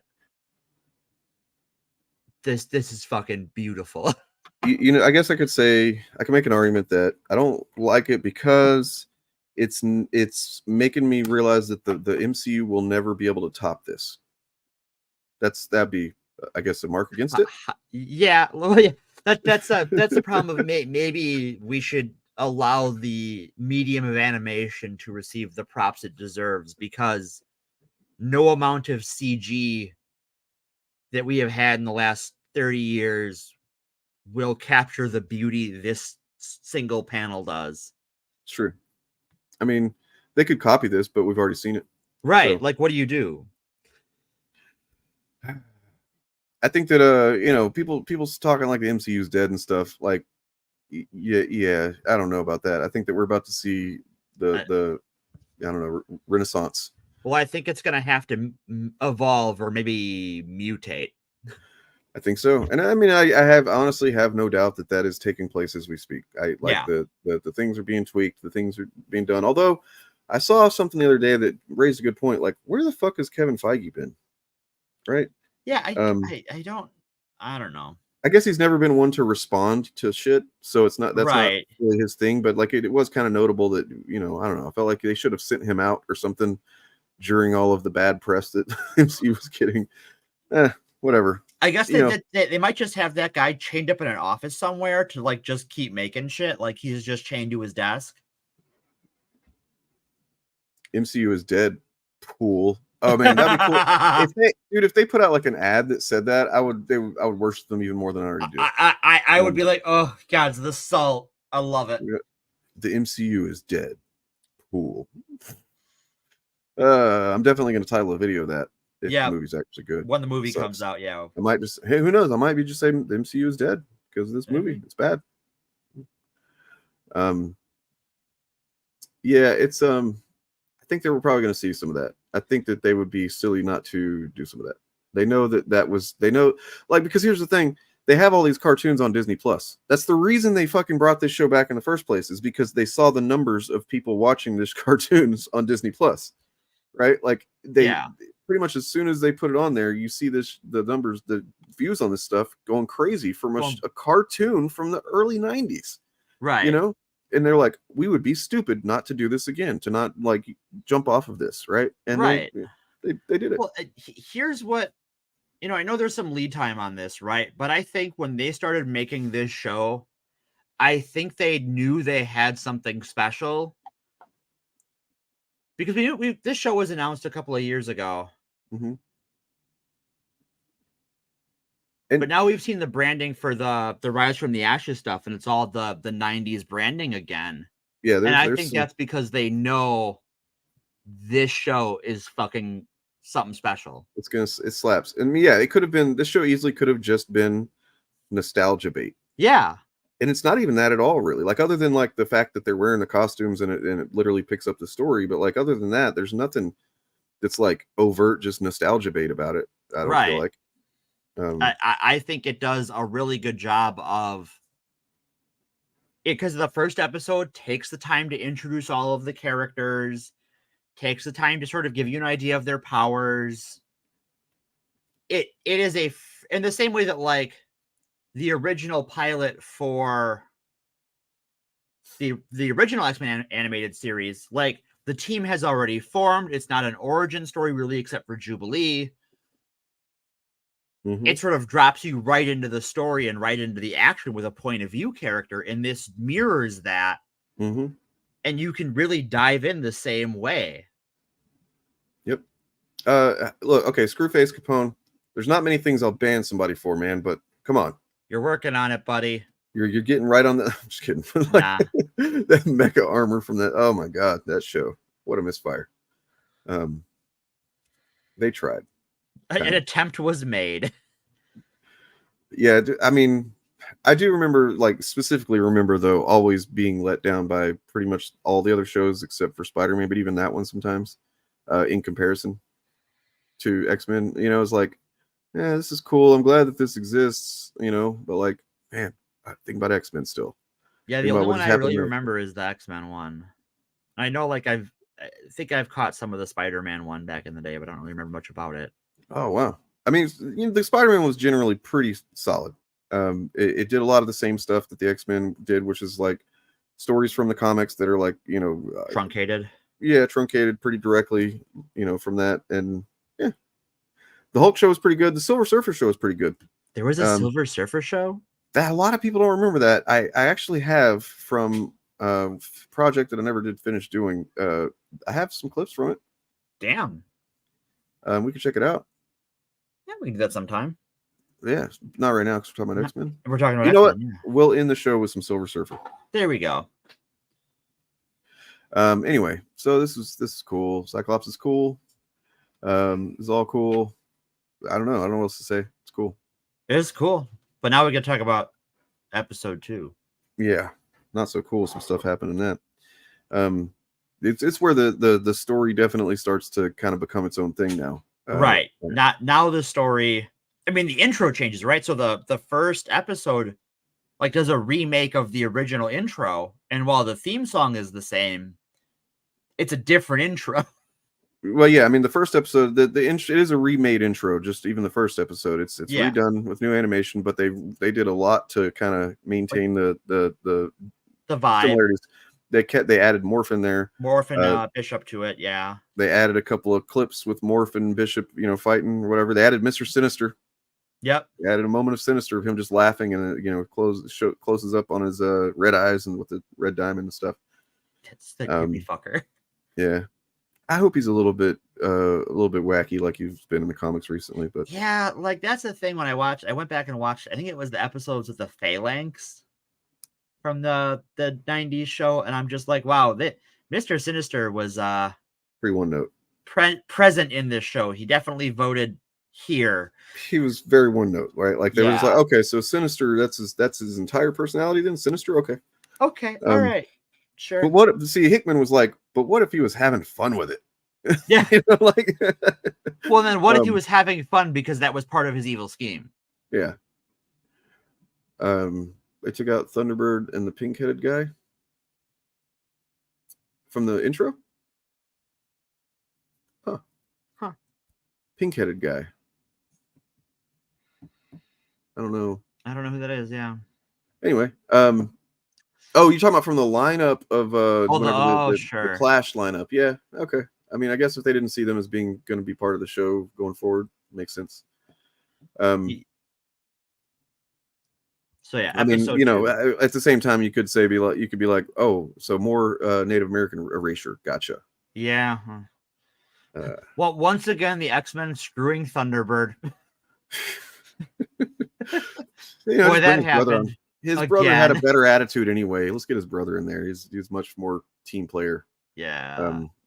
Which really was Thunderbird's problem. Let's be honest. Like he just was, I'm gonna do it myself, and he's dead. And he's dead now. Yeah, episode 2 was pretty great. We got the fucking opening. Magneto shows up. You know, we knew that was going to happen from the trailer. So kind of anticipated that this was going to be, and then plus the costume, you've seen that and stuff. Yeah. So like that's a very specific time in X-Men history. So you kind of got an idea, if you know about those things, where the show might be going, and it is. It's going there. Oddly, it's going in the past from the 90s. More the late 80s is when those storylines are taking place. Right. Where Professor X is gone, Magneto goes on trial. He's wearing that literal same thing he's wearing in the like, it's so hokey. That costume is subtle, so incredibly hokey, but the character is so good I don't care. Yeah. I'm just like, nah, I'm here for this, man. Give me this shit. And let's see, he lets them know what's up. And yeah, from there they go on, have the trial. He's like, all right, cool. It's a pretty cool moment whenever he doesn't destroy the helicopters. I love that we're like, okay, Magneto, you can't fuck with us. Our guns are immune to your powers. He's like, God, you people are so dumb. Yeah. It's always like, come on, man. Are you really, you didn't think you went through the effort of making not metal guns, but you didn't think that the vehicles we show up in are going to be metal. Right. It's just like, an attempt was made. Let's pour a drink for our poor boy Gambit. What do you mean? Oh, we'll get there. Oh, yeah. I see what you mean. So Lucifer, I know they went to bed, so I should have asked, what was there something about him being bisexual?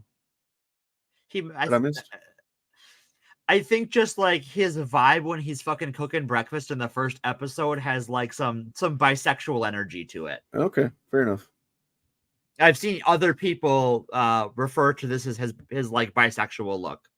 Yeah. Or like, I didn't know that Gambit was bisexual just because of like how he's dressed. Okay, fair enough. Yeah, the cropped top. The crop top, yeah. Like, so in the context of the 90s, there were dudes who actually just wore shirts like that, and they were straight apparently in the 90s. But yeah, in him wearing that shirt now, it's like, making a statement, Gambit. Right. I'm here for it, but it's a little surprising.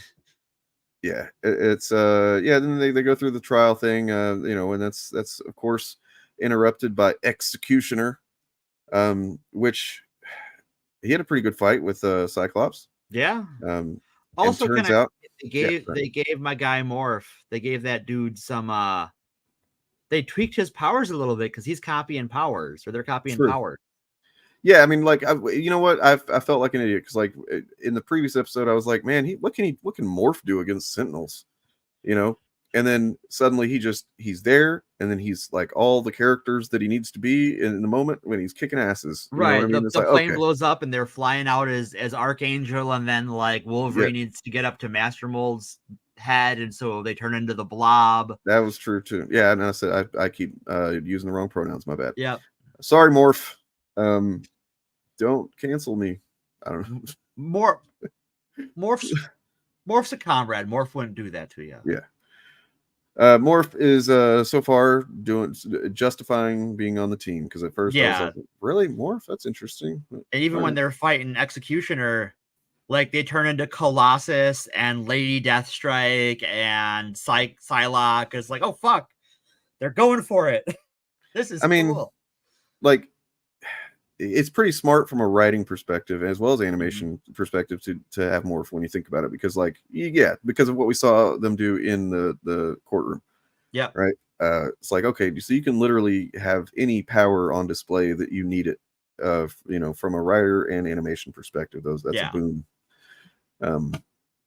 Anyway, so then by the way, Executioner turned out to be a 3 scarred face guy. From the Friends of Humanity. That makes sense. And there is an underlying question of like, because Cyclops had asked them, where are you getting this stuff? Right. And then now he's the Executioner, and he's got this new weapon that like can. It's like there's some backing happening there. Seems like, and I'm guessing it's not Sinister that's doing that. No, but maybe probably not. Maybe. I'm thinking it's someone within the government, right? It'll be another government guy, right? Or like maybe they'll retool one of those villains to be like a businessman or something. So then of course you know, they're fighting off Executioner and these the protesters, the Friends of Humanity, the MAGA guy. I mean, Friends of Humanity. The Friends of Donald. Wait, shit. That are you know, they're just protesting, guys. That's all they're doing is they just exercising their peaceful protesters with guns. Insurrection. I mean, did they even say the word insurrection? I think they did. Like I on the don't news. remember. Maybe I missed it. I do love that Magneto when the judges are like, but we're human. I mean, it was like, boy, you thought laws applied. They did, because I've seen like Friday Night Tights in their stream the other night. They had one of the things was like X-Men 97, January 6th or whatever. So like they spotted They're it. on that connection. Yeah. Well, I mean, I think they did in the news thing afterward that says insurrection. And so like, of course, Chuds are gonna, you know, probably rightfully make that connection. Wait, is X-Men saying that fascists are bad again? What's going woke? Must be X-Men. Woke. Nice, very nice. Wonder if the Friends of Humanity are going to become the U-Men. I don't know, maybe. I don't see any evidence of that necessarily, but maybe. Yeah. So, speaking of Executioner and all that, I want to share. If we can get a little chuddy for just a moment. Sure. Because there is a video that I just happened upon. I shared it with you. I know I'm playing. Oh, you're doing performance. Got it. Yeah. The show must go on. My bad. I'm not supposed to call attention to it, am I? Shit. No, you're not. All right. Find where that thing's at. Okay, so there is this channel who, I mean,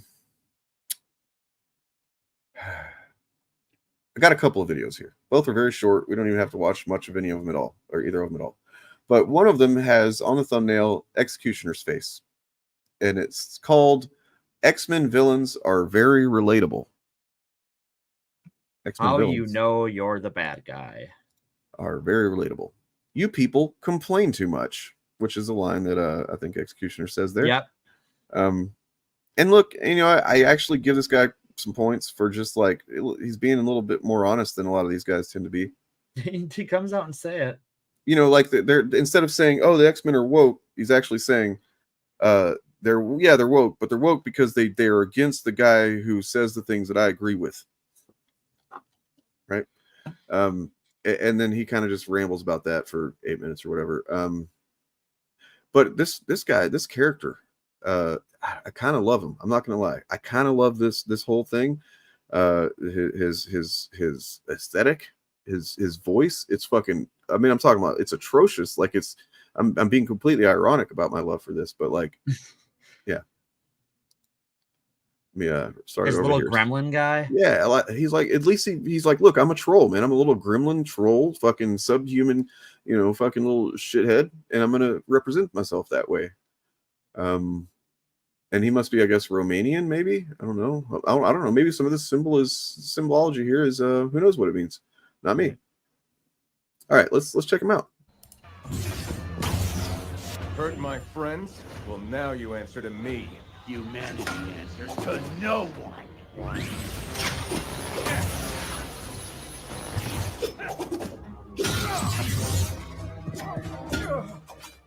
Know what I hate about your kind? You act like you got it so bad. Normal people have it hard too. Harder. We just have the dignity not to whine about it.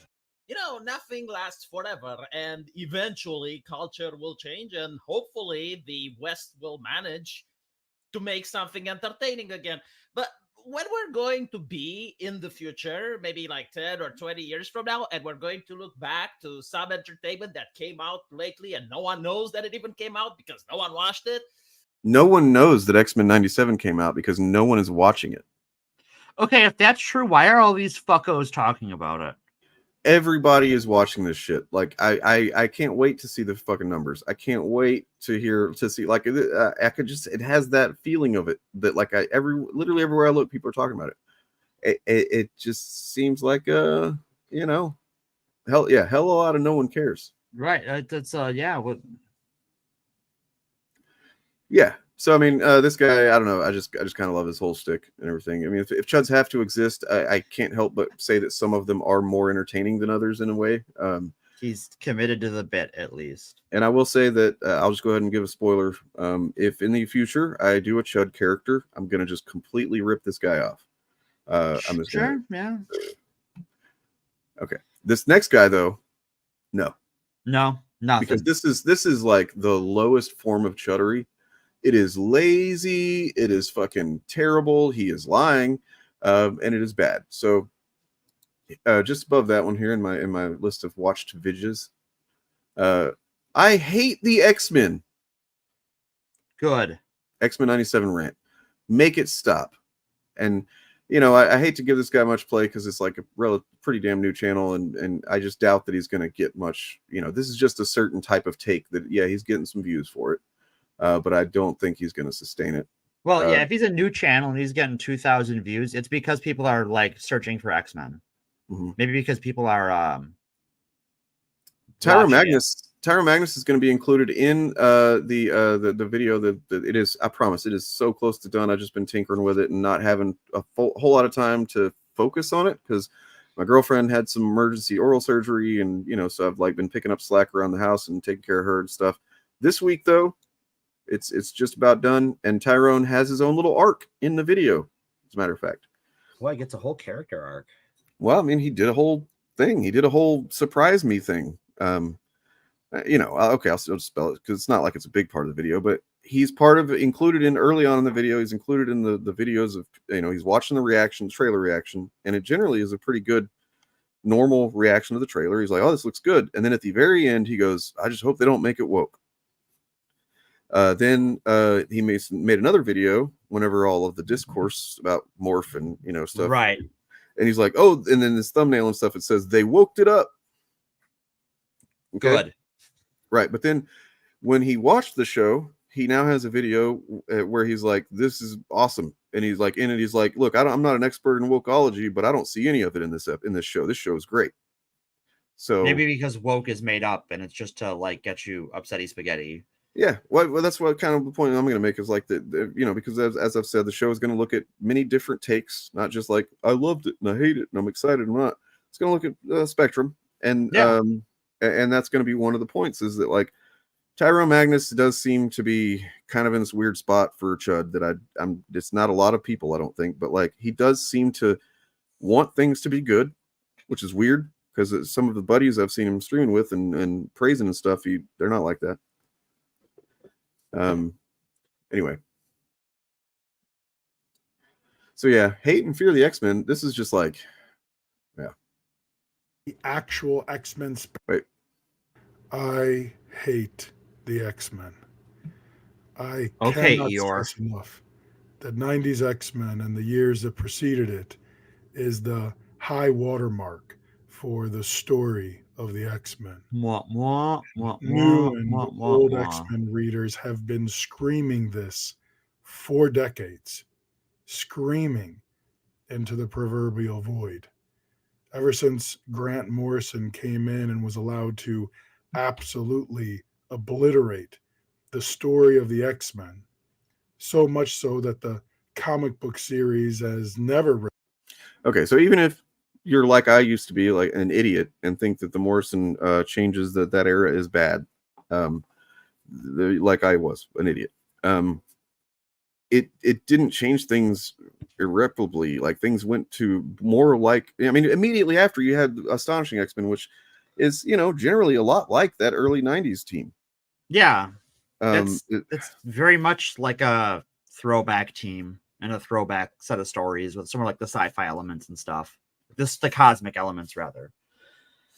Yeah. Just, by the way, your audio is fucking ass, dude. Like, yeah, you're like, my audio is not great, but like, good God, man. Bad audio. God. Bad take. Bad understanding of things as he goes on. You'll see that. And like, okay, so imagine trying to pin it all on Grant Morrison, right? Because let's say the last 24 years of X-Men comics have been ass, right?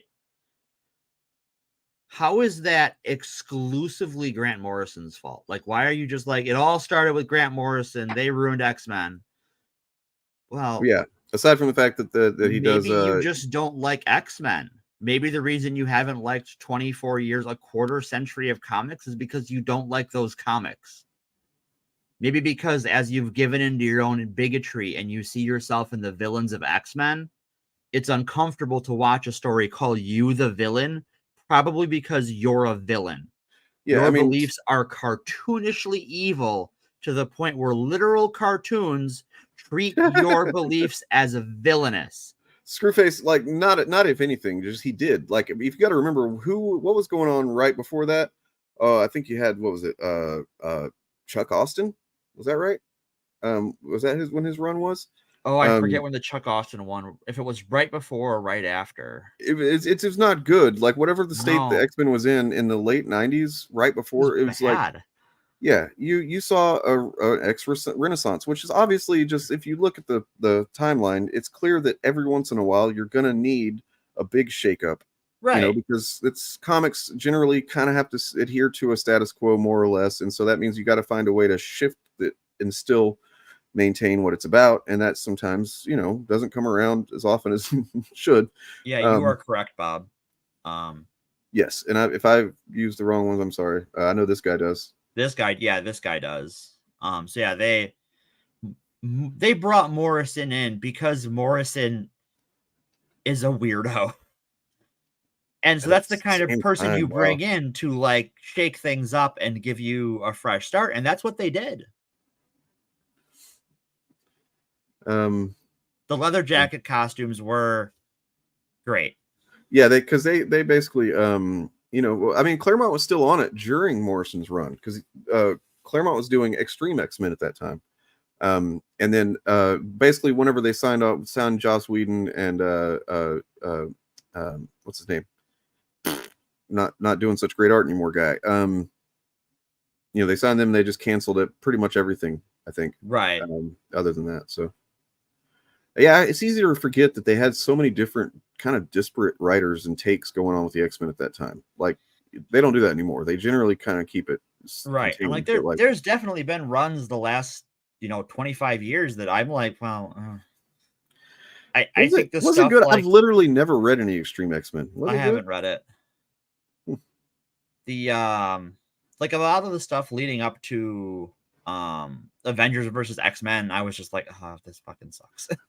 Very depressing. Is like that, yeah, you know, that whole like decimation went on like 5 years too long. See, that's what I was telling my girlfriend about it, about how, like, I mean, she knows a bit about it anyway. She's working at a comic shop, but I was like, you know, the difference in like the status quo change of what decimation did. Like, in the immediate aftermath, there was a lot of cool stuff. There's a lot of interesting stuff, and then it just dragged down too long. And it matters. The status quo needs to shift, needs to be thought out in a way that allows it to continue to grow. And even if that means that you include an element like Krakoa or Krakoan flowers that literally involve growing new possibilities for storytelling, because that's what Hickman did, and that's pretty brilliant. You know. Well, and I think with the whole decimation era, I think the problem is that, like, this is a story of mutant extinction, right? So, like, because you're trying to, like, the premise of this story is it's about the end of the X-Men. There was a thing that was like, I forget what it was called, but it was a limited series where, like, they flash forward 10 years to, like, someone's funeral. Mm-hmm. And it was like a bunch of the characters talking about how, like, yep, we just keep dying. We just keep dying. We used to fight and we used to believe in things, but now we just keep dying. And it's like, yeah, that's this whole era of X-Men. Why do we need a book that just talks about how much we fucking die all the time? Well, it's like, I mean, it's every X-Men book in that period. And what it is so there was an article, I think I sent it to you a while back, that somebody, and I'm pretty sure it was like a black guy that had written it, that was like, you know, we shouldn't. And they was talking about what's going on right now with the fall of the House of X and stuff, and he was relating that to the decimation era as if they're the same thing. Mm-hmm. You know, saying basically, like, you know, we shouldn't keep putting these allegories for marginalized people in this situation where they're just like, we're all going to die, we're fighting. You know, it's like, well, but that's not what it was for 5 glorious years previous to this, for one thing. Krakoa was the opposite of that, right? It was, we're going to flourish, gods damn it. The X-Men became, nearly as heroic in the world's minds to a lot of people as like the Avengers or whatever. That's a lot of what the 2021 Judgment Day was about, was like kind of putting them all on the same kind of playing field, and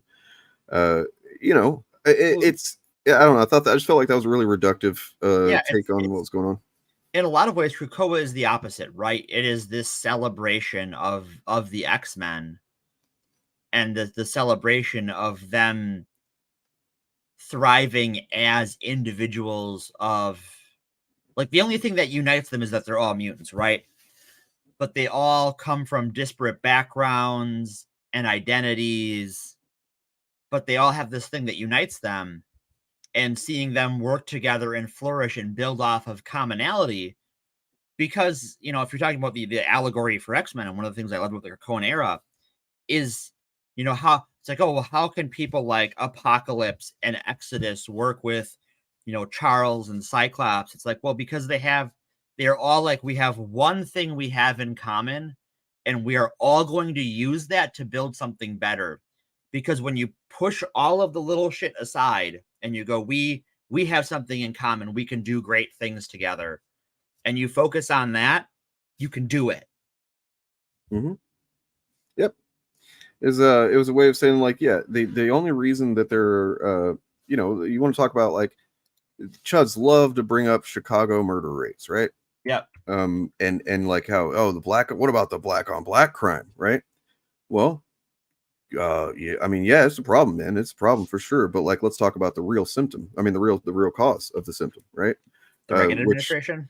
Yeah, I mean, and just inequality, inequity in general, and like in the conditions, that have been laid out for decades, century, more, and like the fact that these root problems have not been addressed, and it leads to eventually people that have nothing but really reason to they theoretically should be working together, but they're in a situation where they're fighting each other. Well, that's why they don't want to talk about the murder rates in rural areas, the murder rates in the South, because it turns out the cause of most crime is poverty.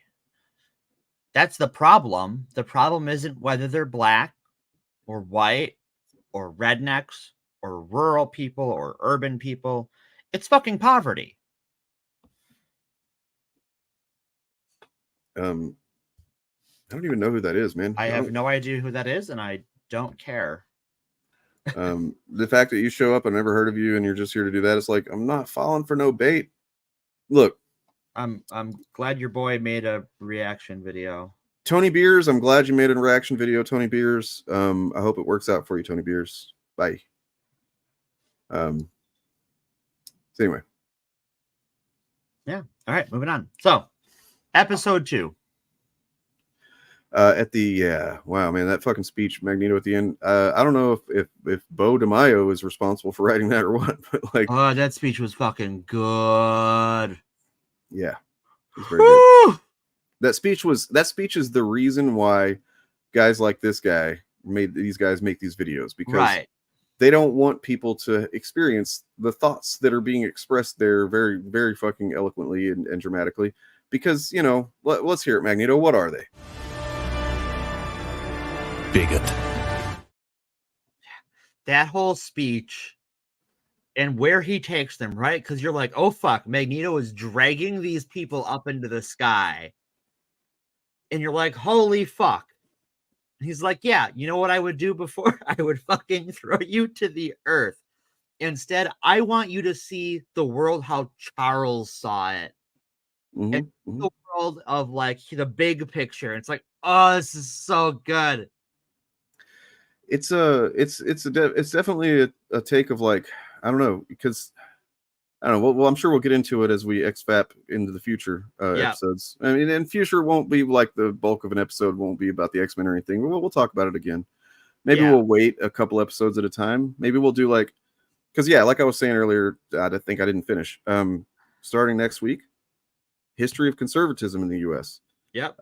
which, you know, there might be some crossover elements from that and the X-Men. Who knows? As far as like, yeah. Given how often X-Men tell allegorical stories, I feel like we'll find something. Yeah, I mean, for anybody that's hasn't figured it out yet, we're at the start on the cusp of a fucking X-Men renaissance. You know, I mean, I think a lot of us that read Krakoan era X-Men feel like that happened already, but I understand that it was maybe a little bit outside or inside baseball for some people. As far as like pop culture resurgence, I think we're about to see that happening. We are seeing that happening already. I think what it is that, you know, I know you and others have talked about how like the comics are as far as Marvel goes, the laboratory of the television and movie productions. Mm-hmm. Mm-hmm. And I feel like you feel that in X-Men because there's so many, maybe not like whole ideas, but just sort of like beats and concepts that have made their way from Krakoa into X-Men 37 or X-Men 97. 1937. 1937. No, X-Men 97. Like just like how the focus on them combining their powers was such a big deal in Krakoa. And like early on, they put a focus on it. And then it just sort of fades into the background as something they do. And then it gets highlighted again in X-Men Red, where the Araco mutants are struggling and the Earth mutants the Krakoans are combining their powers and then showing the Araco people like, oh yeah, when you work together, you can go fucking bananas. Right. And you're seeing that just as part of how X-Men are now.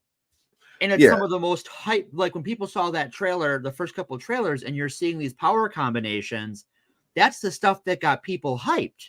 And then you see how it plays out in the show, and it was fucking excellent. They fucking beautiful decapped Master Mold with that shit. Yeah. Yeah. But like fighting Master Mold was a big fucking deal. And here it's like, nah, he's the fucking pilot villain. We're going to job him right the fuck away. Yeah. I mean, you're absolutely right. And I hadn't really even started to think about that in that way, but yeah, the possibilities are flooding my brain right now because there's, even though Krakoan era X-Men is as being, you know, mutants having their own nation island and stuff is ending. It's got a couple months left, I think. Yeah. You're absolutely right. The elements that were introduced, like and not just like mutant power combining, but I think just the idea of there's like all the characters we talked about, the villains, quote unquote villains that have been rehabilitated in some ways. Right. I'm actually kind of curious, are they going to be introducing new villains in the comics? Because it kind of need to almost. You kind of need, yeah. Like, I don't want to see like the generic X-Men baddies, your Black Tom Cassidys, your the Blobs. Yeah. Oh god, it would be a fucking character assassination to take Black Tom back to what he was. Yeah. You know, and that would be awful. Same thing with Juggernaut. Like we got. Well, I mean, and that's that. Thankfully, we know that's not happening, right? We know that's not happening. I'm so like that he's on the main X-Men team. I'm just like, oh, thank you so much. And that's the thing that gives me hope. I think that might be the only thing for this release so far that gives me the hope that, because there's one thing they could do that would make me reject this new iteration of X-Men in the comics. Yeah. And that would be as if none of them remember any of this. Because what's happening, if spoiler alert for Rise of the Powers of 10, they're trying to wipe out the timeline. Right. The X-Men are, because Professor X is, because like basically the Dominion God thing that is Nathaniel Essex has already ascended. It's a God. It's an omnipotent, omniscient. They have to kill it before it happens, and so they're trying to make, I won't get into details, kind of yikesy, but they're trying to get rid of the Moira's life that led to that. And in order to do that, they have to get rid of Krakoa, because that was instrumental in the whole thing happening. The Dominion needed that to happen. Yep. So if it just goes based on what they're telling us they're trying to do right now, then yeah, it would just wipe the timeline out, and then none of them would remember it. And that would, but there's got to be some way that they figure out. I'm certain. I'm having faith that there's a way that they're going to be able to maintain memories and characterization and stuff, right? I think because I mean, it's not an X-Men story without a twist, right? Like,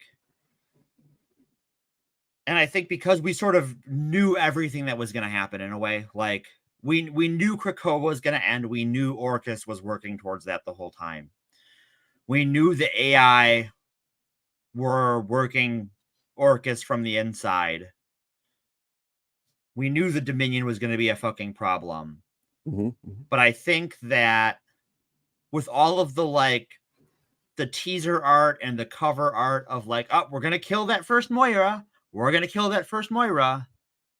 They're not going to do it. Yeah, I mean, that's kind of the thing, is that right now, as of now, Professor X intends to, last we saw him, he is going into that timeline to, as most of the characters think, talk to her. Right. Right. I think right after her powers manifest or something. Right before, I'm not sure. Right after or right before. I think it has to be before. Yeah. And then you're right, it does. Otherwise, yeah. But what as he knows, and as Doug knows. Doug knows, yeah, and I think Rasputin doesn't figure it out. Rasputin hasn't figured it out. Rachel doesn't figure it out. Rachel hasn't figured it out. As by the way, apparently her name is just Ascani now. Yeah. Which is better than, what was it before? Prestige. Yeah. Ugh. I'll take Ascani. She's been Ascani before. I like Ascani more. I like that one. It at least has something to do with her. You know, right. Yeah. Well, anyway. Also, she'll always remember. Yeah. Because there's only ever one of her. That's True. part of her power set, is that she's the only, in all of the multiverse, there's only one her. True. Yeah. Okay. I was about to say, it was Bishop the same way, because he's the one that remembered the Age of Apocalypse, or he was the one that carried over from the original. Anyway, that's, you know what? I believe he isn't, I don't think he's the only Bishop, but that Bishop remembers time changes. Yeah, he does. He also probably, unfortunately for him, remembers all the millions of people he murdered in the future. Yeah, because well, and he remembers it in fucking Children of the Atom, when it's Cable's and Bishop's well, we got a lot of people to kill, and Cable's you're really good at that. Yeah, you're excellent when you decide you're going to kill some people. You know, except for a baby, of course. Right. You're can't kill a baby, but you can kill entire populations of people with a fucking nuke and viral contagion. Anyway, I don't think so. I mean, I don't think that's. I don't think so. I mean, yeah, Ascani. Yeah, Rachel Gray is Mother Ascani, who raises Cable. Right. We might see. I can see that this would be possible. That Apocalypse could go back to being a quote unquote villain, as in he'd be the antagonist for sure. Because right, I could see him as an antagonist. He's probably going to be pretty pissed. When you think about it, he was so proud of the. You know what I mean? He's you guys did it. You guys, I've been trying to make you, realize that you stand above humanity and do what you, and he's going to be you guys fucked it up. I went away for a little while to go visit my estranged family, and this is what happens. Right. I think that, I guess what I would like to see, and I'm certainly not going to expect them to do this or get mad if they don't, is that I wonder if the mutants who stay on Earth stay there to help other mutants who are stuck, right? That if you're talking about sort of a reboot, you can have a lot of the mutants just go to Araco, right? You can remove them from the dangers of Earth and be well, they can't fucking touch us here. Mm-hmm. What the fuck are these morons gonna do? And the ones who stay have a reason to stay. They want to stay. Yeah. Whether it's to protect mutants who are stuck on Earth, or because just they don't want to leave home behind, even though home is a scary, dangerous place. We have this built-in place that can be that mutant homeland separate from Krakoa, or maybe Krakoa merges with it because they used to be one being. That you see that come back together, and they have a place they can call home, but also you have an Earth where you can tell those sort of more traditional X-Men stories. That would be the way of having your cake and eating it too. Yeah, And it gives you a way to do, because some of the zaniest X-Men stories and some of my favorite space are stuff. The space shit, right? Like, Yeah. and it's shit that whenever they try to adapt it into a fucking movie, fails miserably. And I think this gives you a new way to do that. If you want to do that in live action, you don't need to worry about terrestrial X-Men dealing with space shit. You have fucking space X-Men. Not space X the company. Yeah, not that. The space X-Men would be run by Dollar Store Justin Hammer. Yeah. Yep. And yeah, I mean, Phylong, he's about to be getting a taste of some metal fist. He's gonna get metal fisted pretty soon. Yeah, Tony's got a Mysterium present for him. I think I'm pretty sure that Omega Red did not make it out of the first issue of the Sabretooth War, right? Oh, Sabretooth War. No, I think he is dead. Yeah, he died. Alpha Flight is still around. Well, yes, they are, because basically in the most recent Alpha Flight mini, there's secretly 2 Alpha Flights. There's the official one, which is working for the Canadian government to round up mutants, but that one is secretly helping the other Alpha Flight to smuggle those mutants out of Canada. Yeah. I mean, an Alpha Flight was that one yet, but and even before that, Alpha Flight was a completely different thing for a little while. Yeah. Alpha Flight was kind of what the Ultimates in the 616. I don't know. They've done a couple different things with it, and they thankfully I think probably for the best, they went back to more Canadian government Alpha Flight being a thing. Yeah. Nonetheless, yeah. And the Shadow King? The Shadow King is a villain right now in Resurrection of Magneto. He just got Oh God, is he? He was just I don't know if I could say he was beaten. He really wasn't. He was overcome. Yeah. Well, yeah, that's what it was. Because the Shadow King, as far as like with the reveals in the more recent comics, is that the Shadow King isn't so much as that dude as a force of primeval evil in the human heart. You can't kill him, you can't get rid of him, but you can confront him and you can overcome him. I mean, so we're not going to just keep at just answering every question that pops in your mind, Julia. I would recommend reading comics. Yeah, maybe. I don't know anything about that, so yeah, I got nothing for you, hun. Yeah, and by the way, you want to talk about Magneto having moments, big moment. Oh, Resurrection of Magneto has been so good. I mean, look, as I said in the Discord, he shows up here and says, "Men call me Magneto," and I was thinking, and women call me Daddy. Because like, dude is like you're pushing 100 with this fucking figure, right? This bod, and I mean, it's probably a fresh bod, right? Yeah, I think it is. But do you know what this is? Huh? Dane.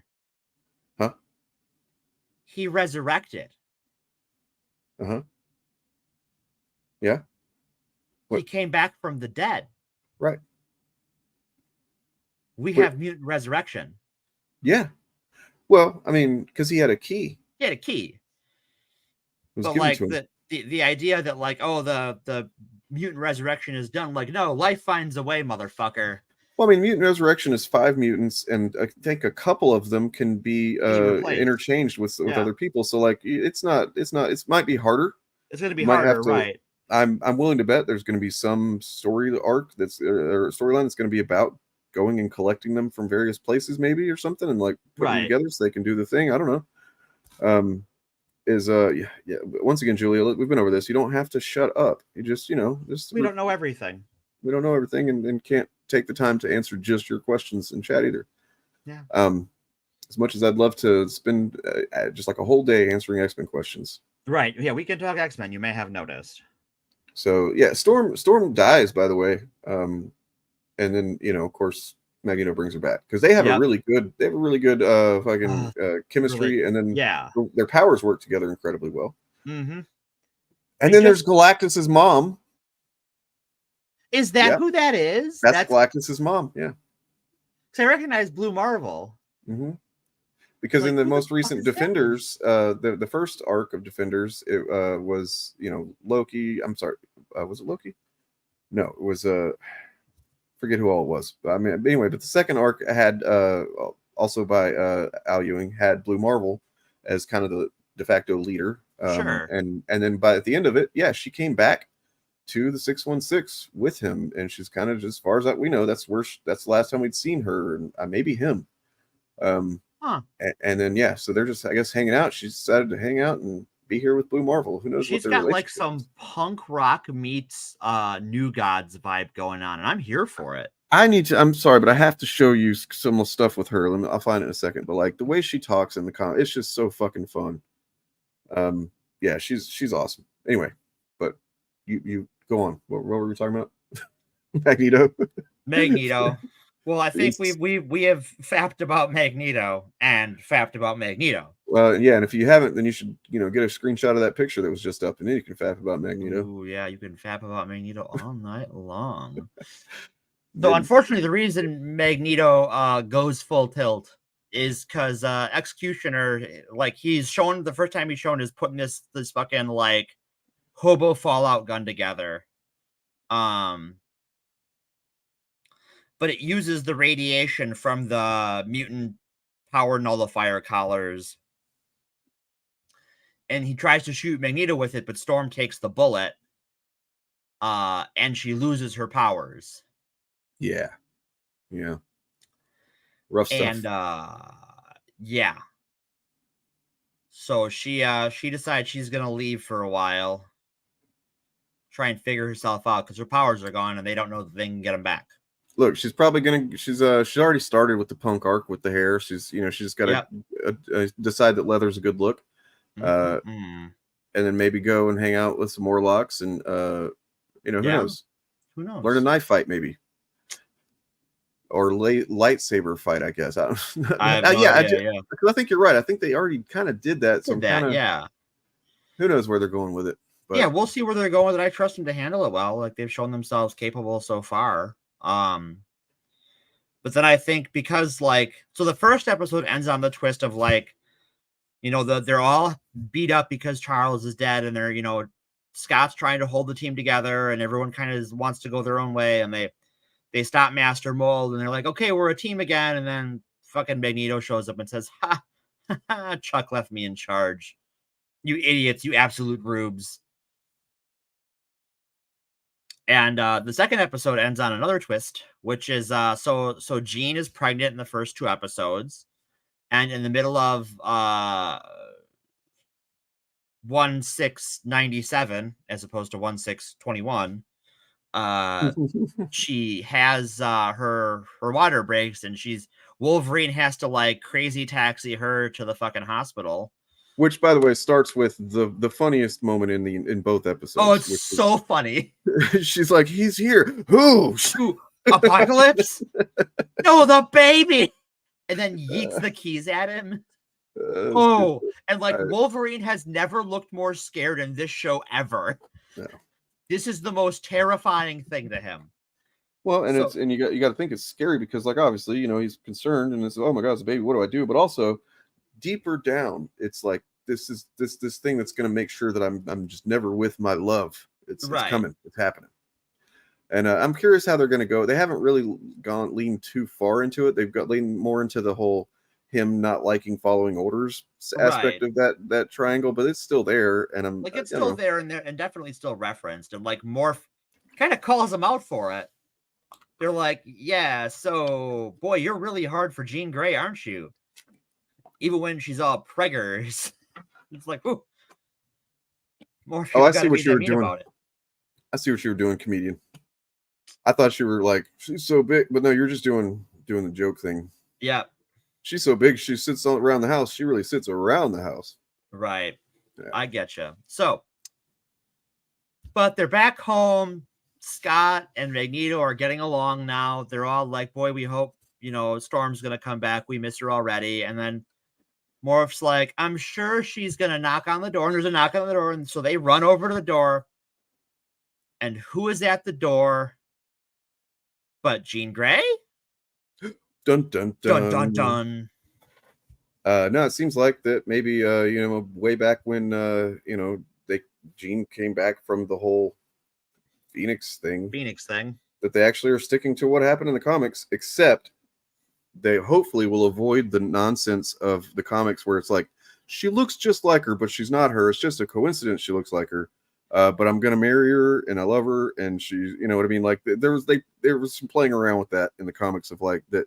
I don't know. It just seemed weird that he would just so happen to get with this woman that looks exactly like her, but isn't her. And then like turns out, oh, she's a clone. What? Who could have seen this? Who could have seen this club? Like, okay, so like if my spouse ascended to space as a cosmic being, and 2 weeks later I meet like an identical clone who like just got out of an airplane crash, I'd be like, I am sorry, we got to go like run the DNA test because I think you're a fucking clone. I will pay for it, but now we got to do this. So you know what I wonder? This would be interesting. Okay, so hear me out. So I think like there's two things I think they could be doing. One, we could be getting a better version of the Madeline Pryor story, because also not only is like the whole premise of it a little fucking hokey, but like there is not a story in comics that makes Scott Summers look like a bigger asshole than that whole story. Yeah. Because it like he's the bad guy in that story, but no one told the writer that. Right. Well, I mean, that's why like this is already better, because in the comics, he went off with some woman who looks like his wife and had a family. Whereas like in this, he just thinks that he's been doing that. Right. Or he thinks he's been having a family with his wife, when turns out, oh, maybe not. And then he like doesn't immediately turn, and then he turns immediately deadbeat dad as soon as the Fantastic Four give him a ring. Yeah. So I'm curious to see where they're going with it and how that's going to play out, because there's a lot of ways they could do it. Like it might not even be, because obviously it looks like we're doing that, so a version of that story, but it could be like a different universe gene. It could be like a multiverse gene. That would be one way to go about it. Mm-hmm. True. I mean, I've seen, so, and this is a kind of unrelated, but I've seen speculation that like the Wolverine in Deadpool and Wolverine is maybe this Wolverine. This Wolverine, yeah. And that there could be like a literal crossover with this animated universe is like and I don't know. I don't know if they're going to go that far. Maybe. I don't know. I kind of hope they don't. Yeah, me too. I feel like that would be kind of like unnecessary when you could say that there's, I mean, we obviously you know, we've seen the press for Professor X, and spoiler alert for Marvels, Hank McCoy, that are very much in line with the cartoon versions of what, you know, these, but that doesn't mean they need to be the same exact universe. Right. Because that's a different, that's not the that's not even like the main MCU universe Hank McCoy. That's, she falls into a parallel universe and is like, oh, wow, Mom, you're alive. Wait, who? I've never had a child. Who the fuck are you? Yeah. And they break her poor fucking brain. I mean, I kind of wouldn't love that, at least based on that. I mean, I guess it's possible it could be written in such a way that like it's like, oh, that's great, but so far, I like. Excuse me.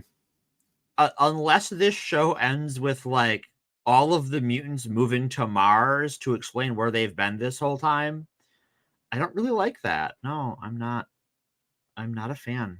Yeah, but nonetheless, we do know one thing. One of these genes that we see, it's a fake. Thank you, Senator. That probably echoed, so sorry about that. I keep mute the thing. Let me try it again. It's a fake. No echo here. Cool. Yeah, there won't be. Yeah, you know, these fucking people, these people that don't like X-Men. How do you know, there's got to be a contrarian for everything, right? Well, you know, I think one of the things that, like, when you deal with people in real life, I had this actually happen to me yesterday running Pathfinder at the convention I was at. It was a ton of fun. But we had someone come up and we were talking about games when he came up and he was trying Pathfinder. And I was talking about how my favorite system is the Final Fantasy Flight Games Star Wars system. And he's like, oh, I hate that game. And I'm like, that's cool. And, you know, suddenly this guy's attitude, because he was sort of apprehensive. He hasn't played Pathfinder before. He doesn't know anyone. But as soon as I'm like, I get it. That's cool. Like, we can like different things and you are still, I'm still cool with you. This guy lit up and had a blast. Nice. You don't get that online because you really like you don't have that personal connection to a nameless, faceless blob on the internet. Yeah, if somebody can go, oh, I don't like it, and then just like leave, and Right. like they don't have to follow it up. They don't have to like be like care that you're going to challenge them on something or yeah. Right. Like they, so that really was an important moment to me as far as like what we do on this show, that like that human connection matters. And I think, that's why the people we talk about on this show, why they want to isolate everyone from people that aren't like them, is because they don't want people to have that human empathy and that human interaction with people they don't like, because they want to dehumanize them. And I think even in this show, right? Like the prosecutor lady, I can't think of the character's name. Like she is all in on like, now we're gonna fucking kill big, like we're gonna put you on trial for your crimes and we're gonna give you your day in court. But like when they get in there, she's like, fuck this guy in particular.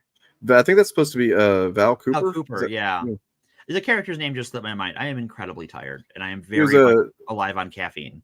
Well, I mean, like it's important to remember that like the original X Factor, she was the kind of liaison with the government. Because X Factor was a government team of X-Men. Right. And she was the kind of liaison there in charge of them. So it's like, yeah, she's like pro mutant as long as they're doing what they're supposed to be doing. You know right. what I mean? Yeah, I very much got that kind of vibe. But like, it's interesting that Magneto gives his big speech, and the show doesn't bother with like a verdict scene. You know what the verdict is once Magneto gives his speech, that they're just like, yeah, we can't fucking kill this guy. Right. Yeah, I mean, it was pretty good. It was very well written. Like, I mean, honestly, the fact that, of course, he was never going to kill all those people, dropping them, but it's still, I felt like he might while I was watching it. And I think that's good writing. That's everything right. is executed perfectly in that scene. Especially like because like you see like he very easily could have killed everyone in that room once they took the collar off, right? And he went out of his way to be fucking gentle, even with the fucking terrorists. I thought he might actually kill the executioner, but he still didn't even do that. So yeah, and if he would have killed just that guy, no one would have complained. But I don't think he did. No, I don't think that's true. I think that if he had killed the executioner, that would have been the only excuse that some people needed to kill. Yeah, that's fair. That's fair. Yeah. But I'm hungry. So I am tired. So I think we have FAP'd X-Men. Yep. This has been X-FAP number 1. And there will be a number 2. Yep. Probably, in a few. You know what? We'll probably do it in the midst of the conservative series, which next week. If you want to know how we got these crazy fucking people like Marjorie Taylor Greene and Donald Trump for that matter, and everybody that's like supportive of him and like, hey, let's this whole democracy thing, fuck all that. As imperfect as it is, it's still a democracy so far. And there's a bunch of people that are just like, yeah, I'm fine without it. I'm cool with this, with Trump being the guy, and whatever happens after that, who cares, right? Yeah, if you want to know how that all happened, we're gonna be fapping it. We're gonna start with essentially probably the party switch. So by the way, that's kind of a confusing thing. Like I know that all of you watching probably understand there was a party switch, and the Democrats, they were the party of the KKK. That's true, Chud, on the internet. Right, that's true, but the context matters. Of that there was not that their mentality was exactly the same as Republicans of today. Those Democrats. So it just goes. The question is, who is the KKK voting for today? Right. Yeah. And yeah, Abraham Lincoln, he was a Republican. Wow, it's almost like things change. And anyway. Who in Congress would vote for Abraham Lincoln's policies today? Right. So my hope with this is that we have something you can show someone who is a conservative who's like, what the fuck is going on in my life with this shit? Like, how is this so fucking crazy? Yeah.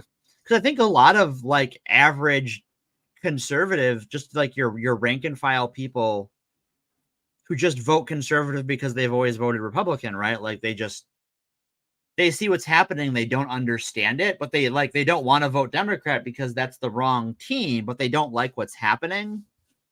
Yeah, and we'll get into it, but like, I did want to respond to a couple of comments that I saved here. So first of all, yep, that is true.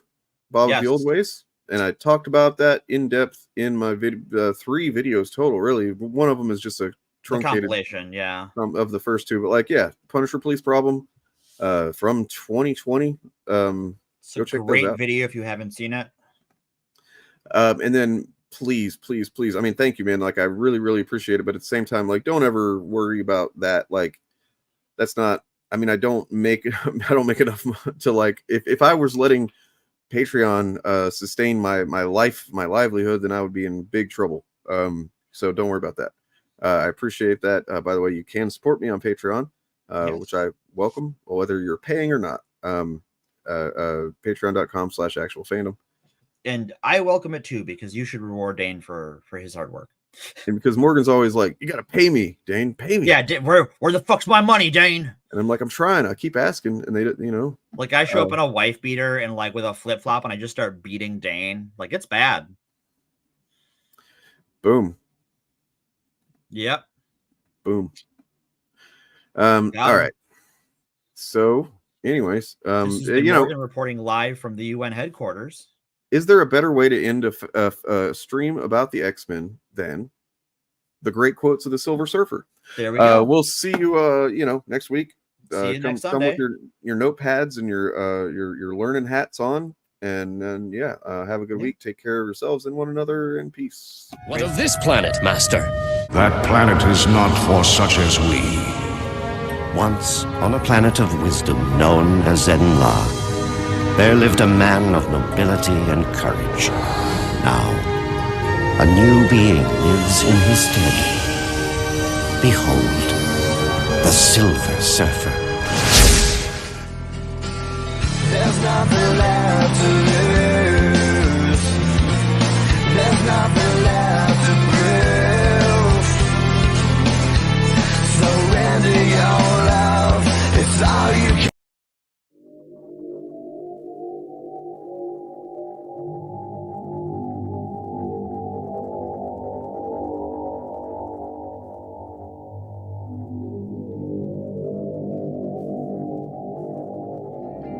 May Bill Gaines shine his heavenly light upon you and impregnate you with many happy days and joy fetuses. May your anuses be cleansed by the purifying light that exudes from Bill Gaines' eternal dragon phallus. Should you meet your mortal demise this day, go with comfort that you have satisfied the commands of the one true Bill, those being this: read comic books. Fuck the dumb shit. Be yourself. Love each other. Also, read more comics and grow your hair out all goddamn while.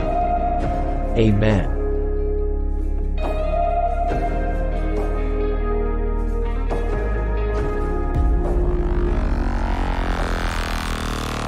Actual fandom is not going to stop.